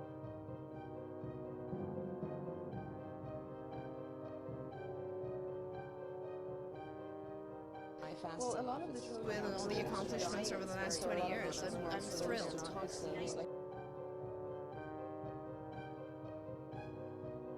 I think what kept me was the feeling that, you know, I would have a parent come to my office late at night at UCLA and just fall apart. And this is a long time ago, and there were much less back then in terms of services and knowledge and so on. And I would just sit with the family and the parents and walk them through and try to take away some of their fears, you know. And at that point I realized, I think the thing that's actually most important to me is that process. I mean, thank God that I've been very, very lucky and blessed to have so many incredible clinicians join me along the way and just develop CARD in such an amazing, magnificent way. That I could, you know, for me it was more really about how can I help the families? What can I do for the moms, the dads, you know? It is just, and I feel like, you know, there's no way I would ever really know because I haven't had my own child go through this, but I've experienced it with people a lot of times. Hi, this is Megan. I'm in first grade all by myself. My teachers are so fabulous. I like to read books. I like to go to my friends' birthday parties. I like to invite my friends to my birthday parties. I once had a sleepover with a friend. I like to have play dates with my friend. I'm the best reader in my class. I like to go to the library. I like to read different series of books. And here's how I learned to do all these things. By my card friends and Dr. Granpeesheh. Thank you, card friends and Dr. Granpeesheh.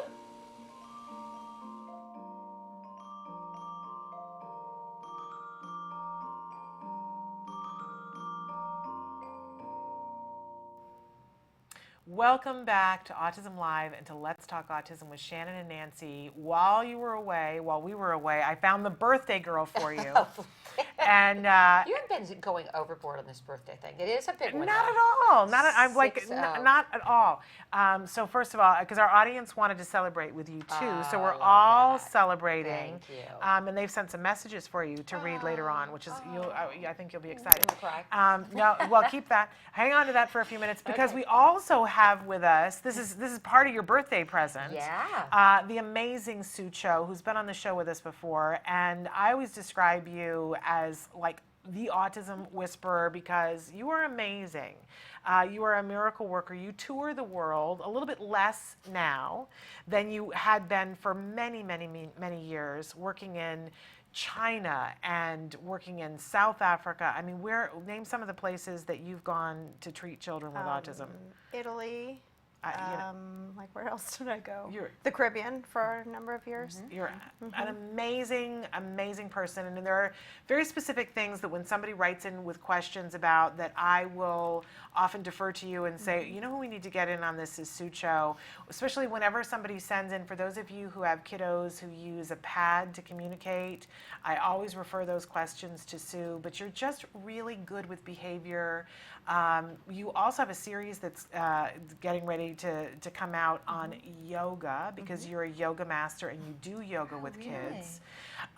She's so zen. I'd like to get Wyatt into yoga. And she helps kids to find that inner zen, which then helps with everything once we can quiet down all those things that are happening. So you've never had an opportunity to ask Sue questions. So I thought, what would an autism mom want for their birthday? 10 minutes of having an autism expert right here, have at her, ask her some questions. That's okay. That's a great introduction, because it brings me, Wyatt's probably single biggest issue is anxiety, which we know is a huge issue for all our kids on the spectrum. Particularly with Wyatt, it's an issue because he definitely wants that order in his world, and if things don't go that way, he gets a lot of anxiety about it. And there are some behavioral things because of that anxiety that manifest, such as a lot of physical stereotypy with splashing water and vocal stereotypy, and reverting back to some very early childhood obsessions to kind of calm his world and order his world. So what would be the first thing you would advise for parents if they know they have a child with issues with anxiety to how to deal with that? I guess, first of all, what has been effective in the past? Have there been things that have been effective in the past? Yeah, I mean, we do. There are ways he calms himself that actually are functional self-stimulatory behaviors. He's loves to paint, and he paints with acrylics, and he takes his brush and he does it in the water, kind of obsessively, but it's functional. So we've allowed him to do that. Okay. Extinguishing some of the physical stereotypy, like the splashing. He would be out by the pool all day splashing and looking at the water droplets. So we've tried to extinguish that, which has caused more stress because we, are limiting it and cutting back on the times he does it. So we still allow him to do it. But I still feel like if we weren't controlling the situation, he would be doing the vocal and the physical stereotypy much more, and if unchecked, it's just going to mushroom. And what my fear is that one day, when nobody's around to control it, it's just going to be all the time, I guess I would say. So is it always around anxiety, or is it also as recreational too then? I think it's a form of, I think it's, as they say, it's the most self-gratifying behavior. Isn't it true that self-stimulatory behaviors are one of the hardest things to get rid of because they are so they are so naturally gratifying? It is. At the same time too, though, what I often suggest to parents and teams is that we look at other activities, as your team has, like you talked about, with splashing with the water and the paints, and looking at other activities that have similar, I guess, topographies, might have the same or similar result.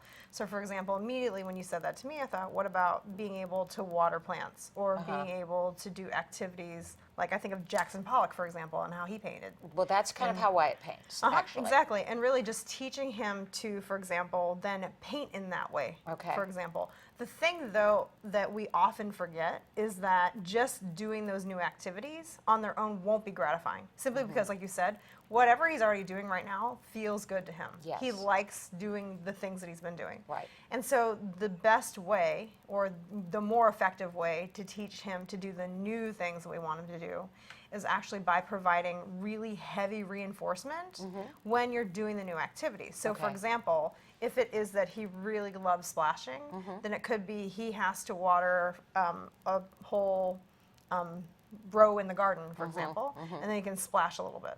Because what we're trying to do is teach him that doing the other thing can be gratifying too.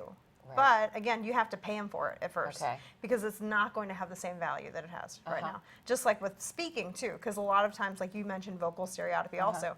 And the tendency is that if we just say this other thing, like instead of shouting or squealing, that we just say hooray. The child says hooray, and what do we often do?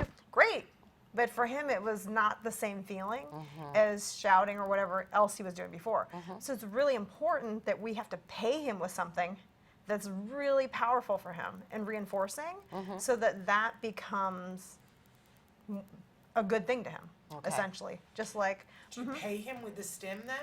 sometimes it could be, to be honest. It If really that's the depends most on what's reinforcing most thing. motivating. Right. Right. But it has to be something of value to him, because if it doesn't have value or meaning or positivity to him, what the payoff is or the reinforcer is for him, then the new behavior that you're trying to teach won't acquire, again, because the reinforcer is not strong enough. Now, we thought that some things might be utilize that water, but then they became sort of obsessive, like washing dishes.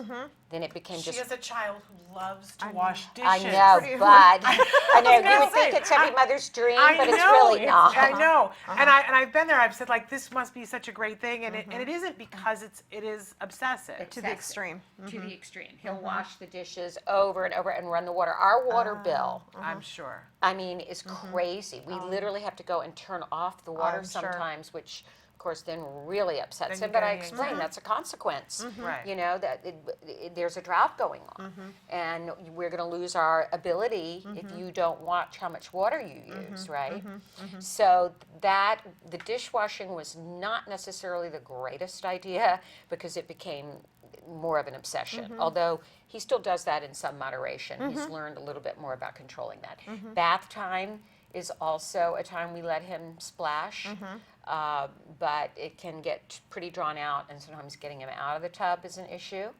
So we have to have a strong reinforcer for that, which is usually dinner. But look at how smart you are. I know. Well, you know, it's some of these things you do learn by trial and error that work. So this is a question that I've heard this, but I want to make sure that I'm going down the right track.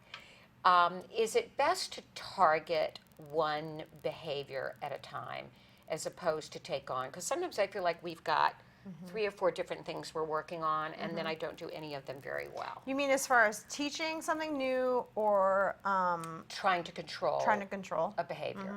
I have to say it really depends on the child, and also your family, and also to what's been tried before. There are a lot of factors. And I know for myself that sometimes I really sit back and look at our kids and say, if somebody was on top of me for absolutely everything, I would lose my mind. I really, feel like really that's would. happening sometimes with my son, with Wyatt, that he's just like, it's just constant riding him, telling him what to do. Don't do this, that's enough, you know. Where do you do silly talk? You go to your room. Where do you do splashing? You do it 5 minutes a day. Where do you do, there's not, he just feels like somebody's always on him, and that's got to be anxiety causing in and of itself, right? I think oftentimes I'll talk to the parent and say, also too, what is manageable for you? Because realistically, like, I look at my day and how many things I have going on versus for our parents, how many things are going on, and I can't even compare my life to one of our families. And so I think that I might say to you, what do you think is realistic and doable for you? Because it's something that I want you to feel like you can do as well. Right. Because I don't want to set you, I want to set the family up for success as best as I can. So I want to find out what they feel is most important and most manageable. Okay. And then try to go from there. Okay, that's good, because I feel like maybe there are too many things we're targeting right now. And so if we're feeling overwhelmed as parents, that's a good thing to bring up to our supervisors and say, just exactly what you just said. I feel like I got too many things going on, and so I'm not good at any of them. What great self-knowledge. And to be able to convey, because you guys don't always know what we're feeling.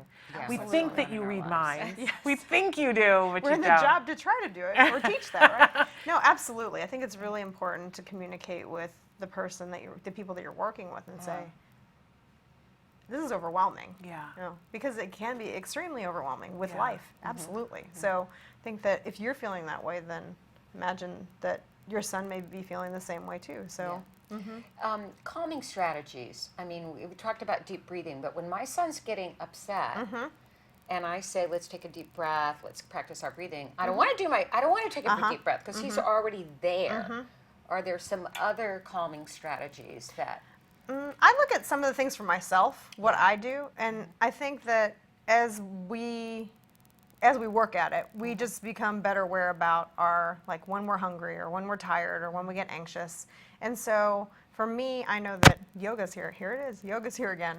Right. And it's not when I'm feeling anxious that I go to yoga, but it's more like, for example, let's say an anxiety-provoking situation is probably coming up in the day. Right. Then I may preemptively put a practice in my day, in the morning or in the afternoon. Or even with some of my clients, I'll say, we know that this afternoon may be stressful for them. Let's take them on a run, for example, or bounce on the trampoline or something physical. I find that physical activity often helps not just us, but our clients, our kids as well.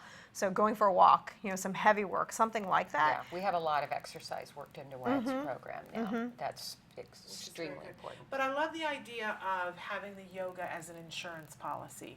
I think, a lot of times we're already in the moment and we go, in terms of what do I do now? But if we take the time to take the insurance policy out beforehand, it prevents us from getting to that moment. But in the moment, what do you do? Because I know you're brilliant at diffusing situations. What do you do in the moment when we've already forgotten to take the insurance policy out? I think that when I start to see the escalation, when you see the signals that the escalation is going to happen, try to de-escalate first.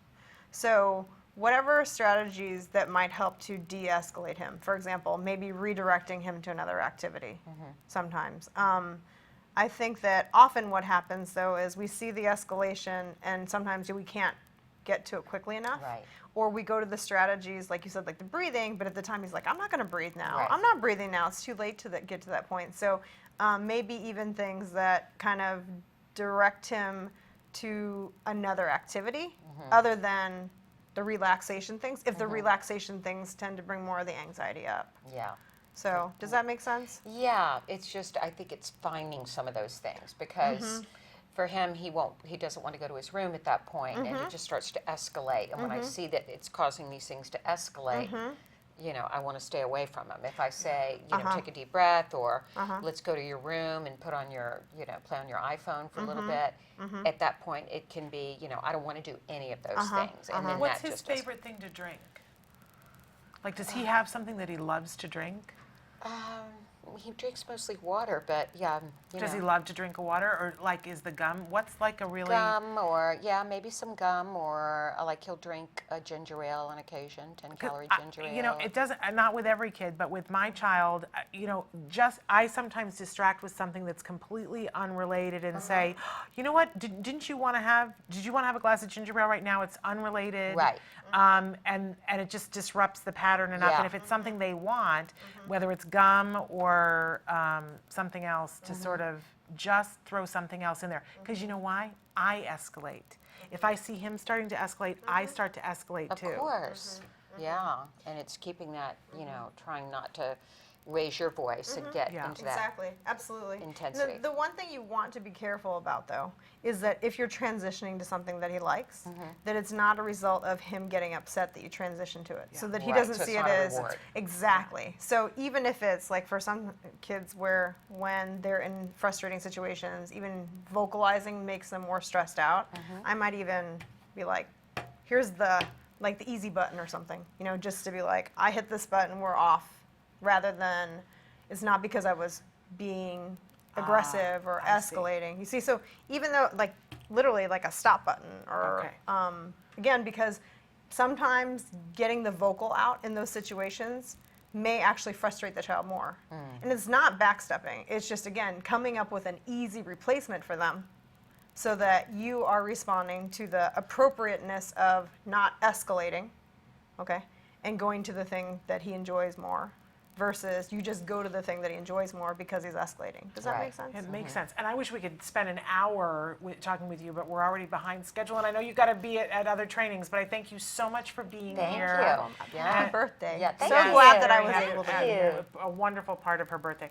All right, we have to take a quick break, and then we're going to be back with Jill Creter Harte and with Spencer Harte, so stick with us.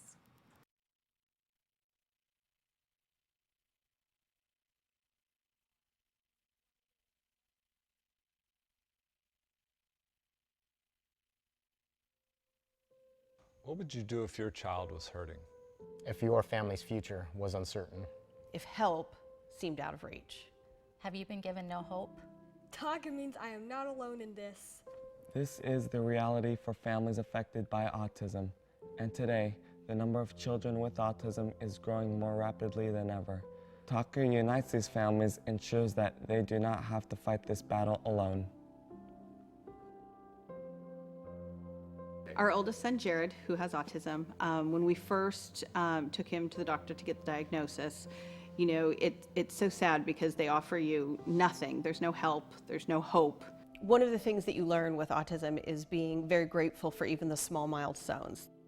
You know, when you first get the diagnosis, you go through all the range of emotions. You know, this can't be happening. Why is this happening? You have to get to a point where it's the emotion that has to be leading is, what can I do? The first thing that struck me was walking to a room and seeing, oh my gosh, we're not alone. And there is this very strong community that's already set. And something I still today associate with Taka the most is hope. To me, that's what Taka means. Taka means hope. It's like you've got all these dreams and goals of what your son's going to do, and you get your diagnosis and you're sent home. And that's it. There's no plan of action. There's no, here's autism, here's what we're going to do to make your life better and help him. It's strictly go home and try to process it and go on the internet. It was devastating, and you just, you know, you go through this 3-week of depression, and then you snap out of it. You have to. And then you start making phone calls and trying to figure out what is autism and what are we going to do. And then we found Taka, and it was life-changing. Autism, there really is no definitive answer. It is trying to find the resources that are out there that can assist you to help your child so that, you know, you just don't feel so helpless at those particular moments. There was direction, and there was hope, and there was a little ray of sunshine that he's going to be okay, and we're going to be okay. I always look back and think we would never be where we are. Carson wouldn't be where he is at without Taka.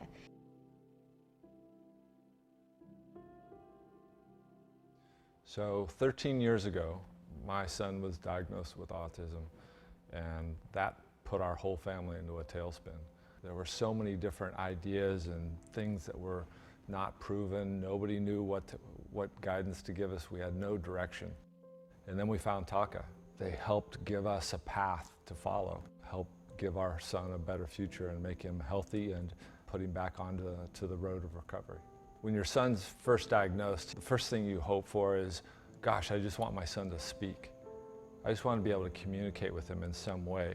Then you want a little more. You want him to go to a regular school. Then you want him to potentially have a real life and go to college. So you're always hoping for the future of your child.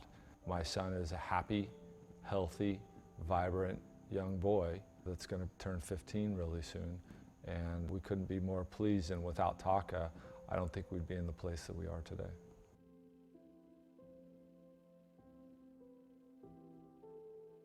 We believe the future is not defined for many affected by autism. There is hope and direction for these kids and their families. Taka is dedicated to providing community, support, education, and hope to families affected by autism. At Taka? At Taka. At Taka. We are families with autism helping. Helping. Helping families. Helping families with autism. Hi, my name is Matt. I am 19 years old, and I was diagnosed with autism when I was 6 years old. Autism is one of the fastest growing developmental disabilities in the United States, but I am living proof that with the right treatment, hope is possible. My future is not limited. Today, I am attending Fullerton Community College, and I run for the cross-country team for fun with my friends.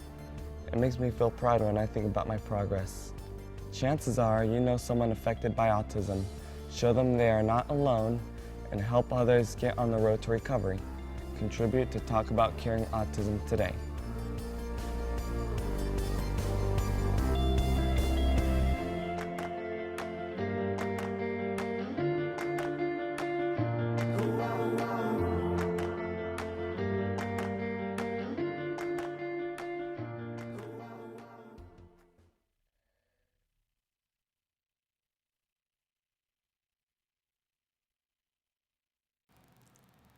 Welcome back to Autism Live and to Let's Talk Autism with Shannon and Nancy. We continue to celebrate Miss Nancy Alspaugh-Jackson and her fabulous birthday yesterday. We're just a day late on it. But, That's fine. And we've added two new guests, two very special guests, Jill Creter Harte and Spencer Harte.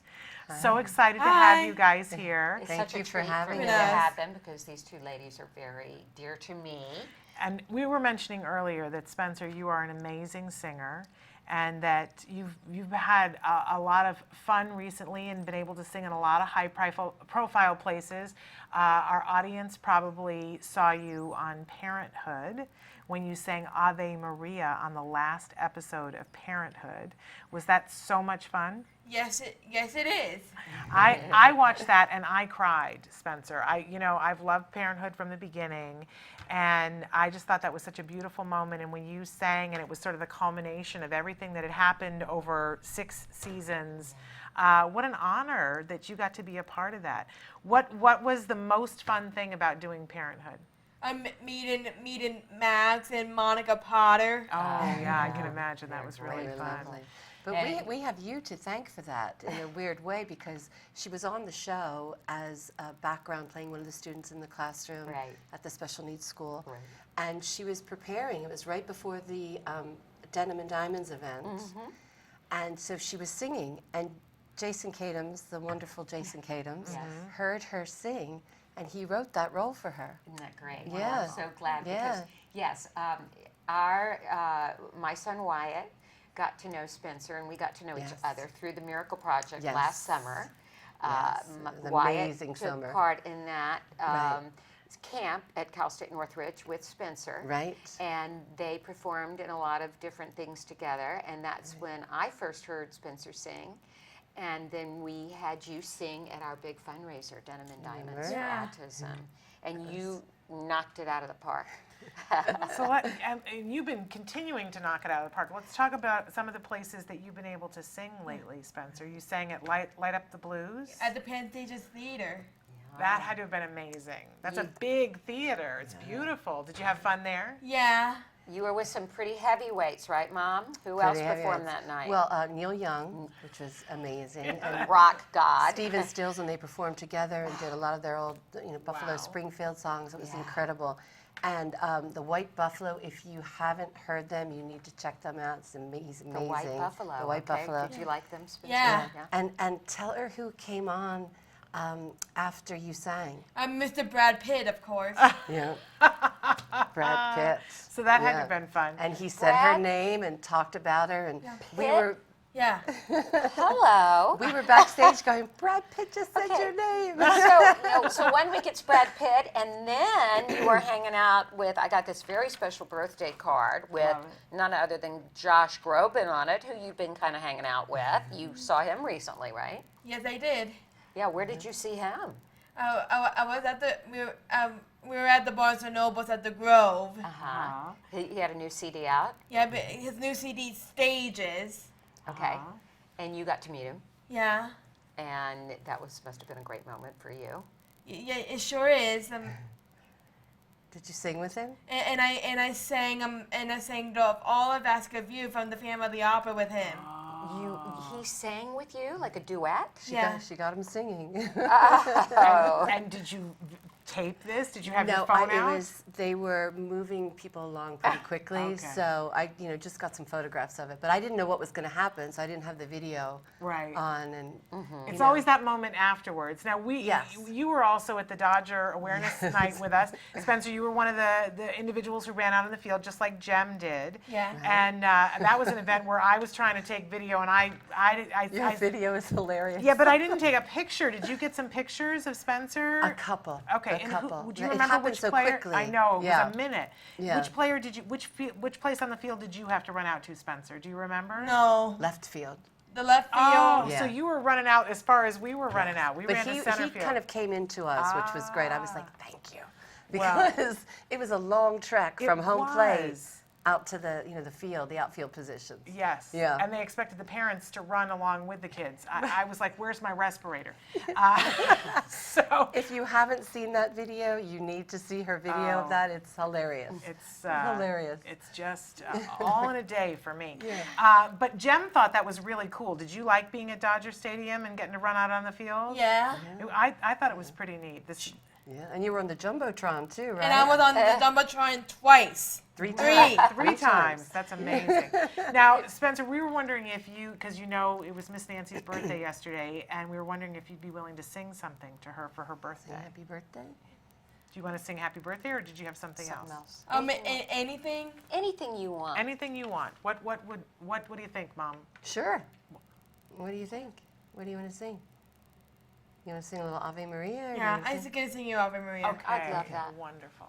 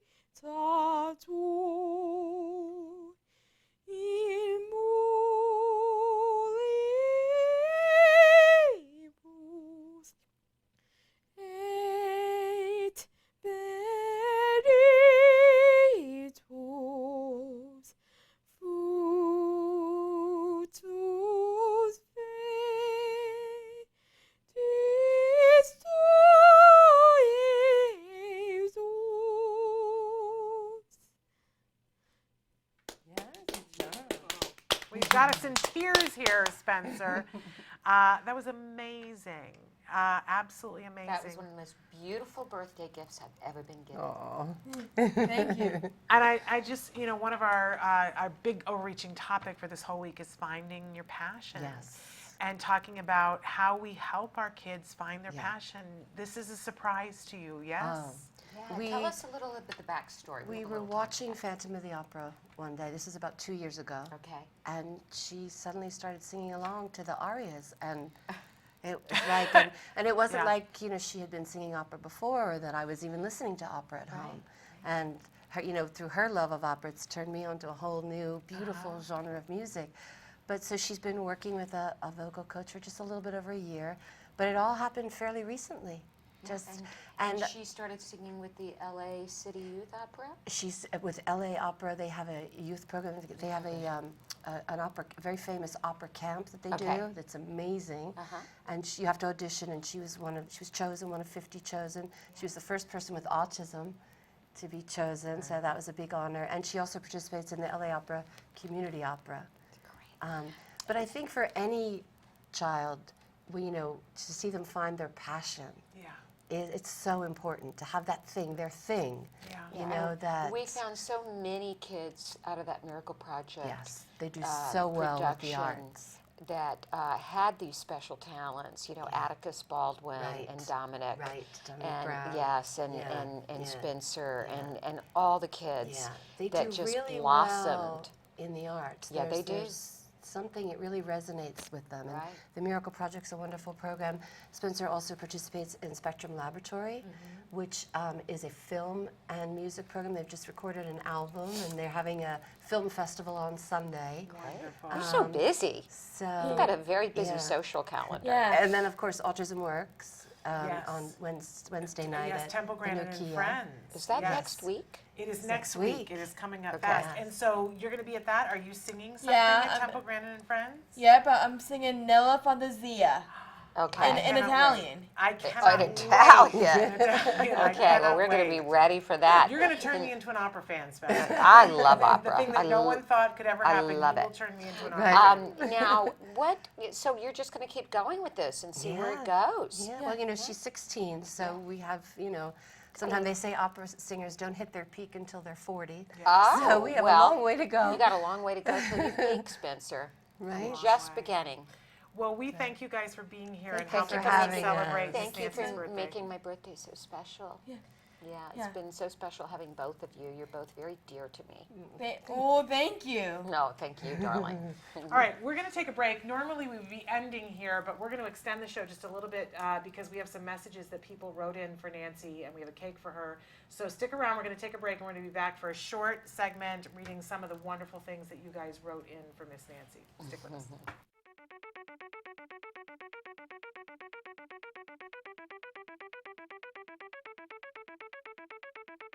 Hi, I'm Shannon Penrod, and we're at the ABCs and XYZs of Special Needs Conference. And this year, for the first time, they've got something really remarkable. It's the Entrepreneurial Boutique. These are all items that have been made and are being sold by individuals who have special needs. So we're going to do a little shopping and talk to some of these fabulous entrepreneurs. Come on. My name is Molly Rarick, and I'm founder of Breed's Gift. We're a nonprofit that serves teens and adults with special needs, like Chase here. We were founded in 2013 and serve people in the Conejo Valley, Santa Barbara, and LA. Our main objective is to give our participants the skills they need to gain a more independent life. My name is Shelley Cox, and Lisa Zalagi and I are founders of Creative Steps and Create Micro Business Enterprises. And the items that we're selling here today are all made by the clients who have passions about what they want to make, and then they get the profits from what they make after we've paid all of the other expenses. We are here today because my goal is to be independent, and also I would like to share all my artwork, and I would like to sell. Thinking about at his young age being a businessman, it's amazing. I cannot be more proud.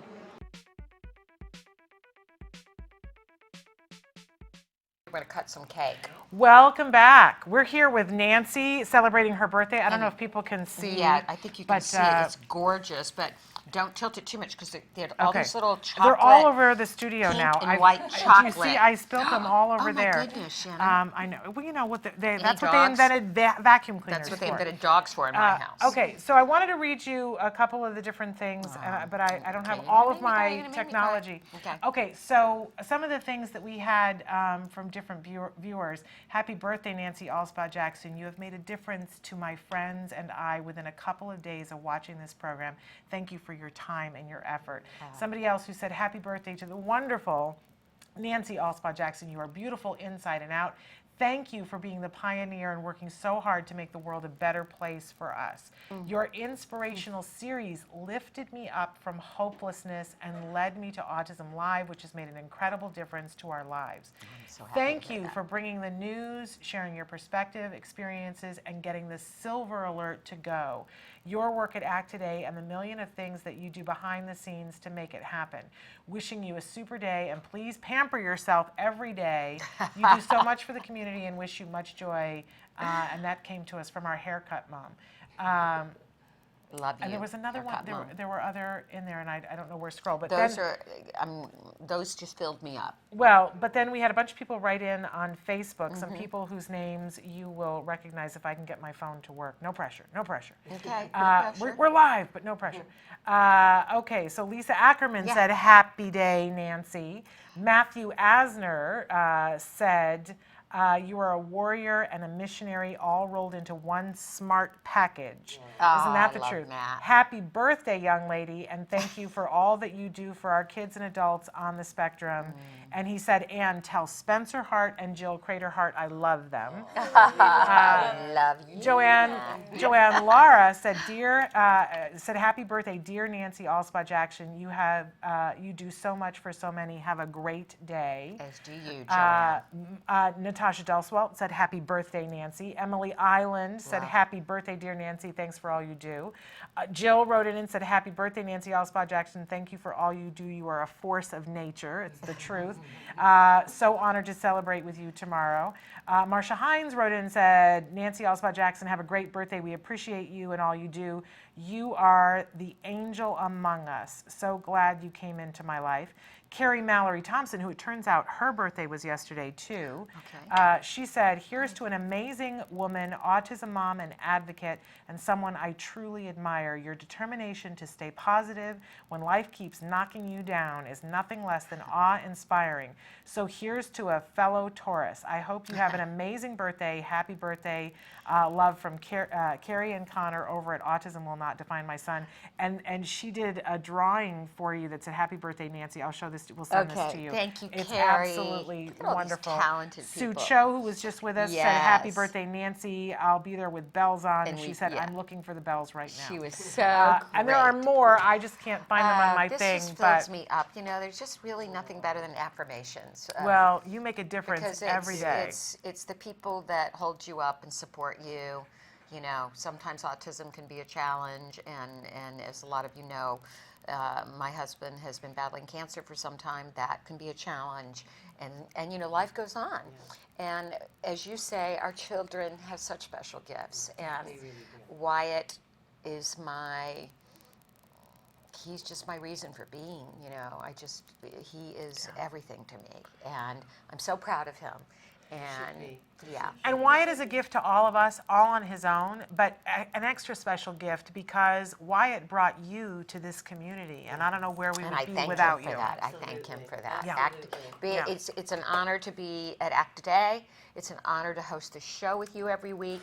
It's an honor for me, that. that's for You sure. know, you have been my just... Lucy. I'm the apple to her Lucy, and we proud have a of great it. costume planned for this Halloween, by the way. We're not going to reveal it yet. I don't know what we landed on. You're going to have to tell I know me. what it is. All right, so. Yes, Yeah. no, it's great. Yeah. It's great. I'm with the program. Mm-hmm. Okay. Anyway, so we want to thank everybody. We've gone over. Just remind you that we have a live show tomorrow. Amazing guests. Wait till you see. You're going to love it. We thank you for staying and being with us. And thank you all for participating. I love sharing my birthday with you. Oh, more kisses. We're going to go have some cake. We'll see you guys tomorrow. Until then, give your kiddos a hug from me. And yourselves a hug from me. And thank you for making my life so wonderful. Bye-bye for now.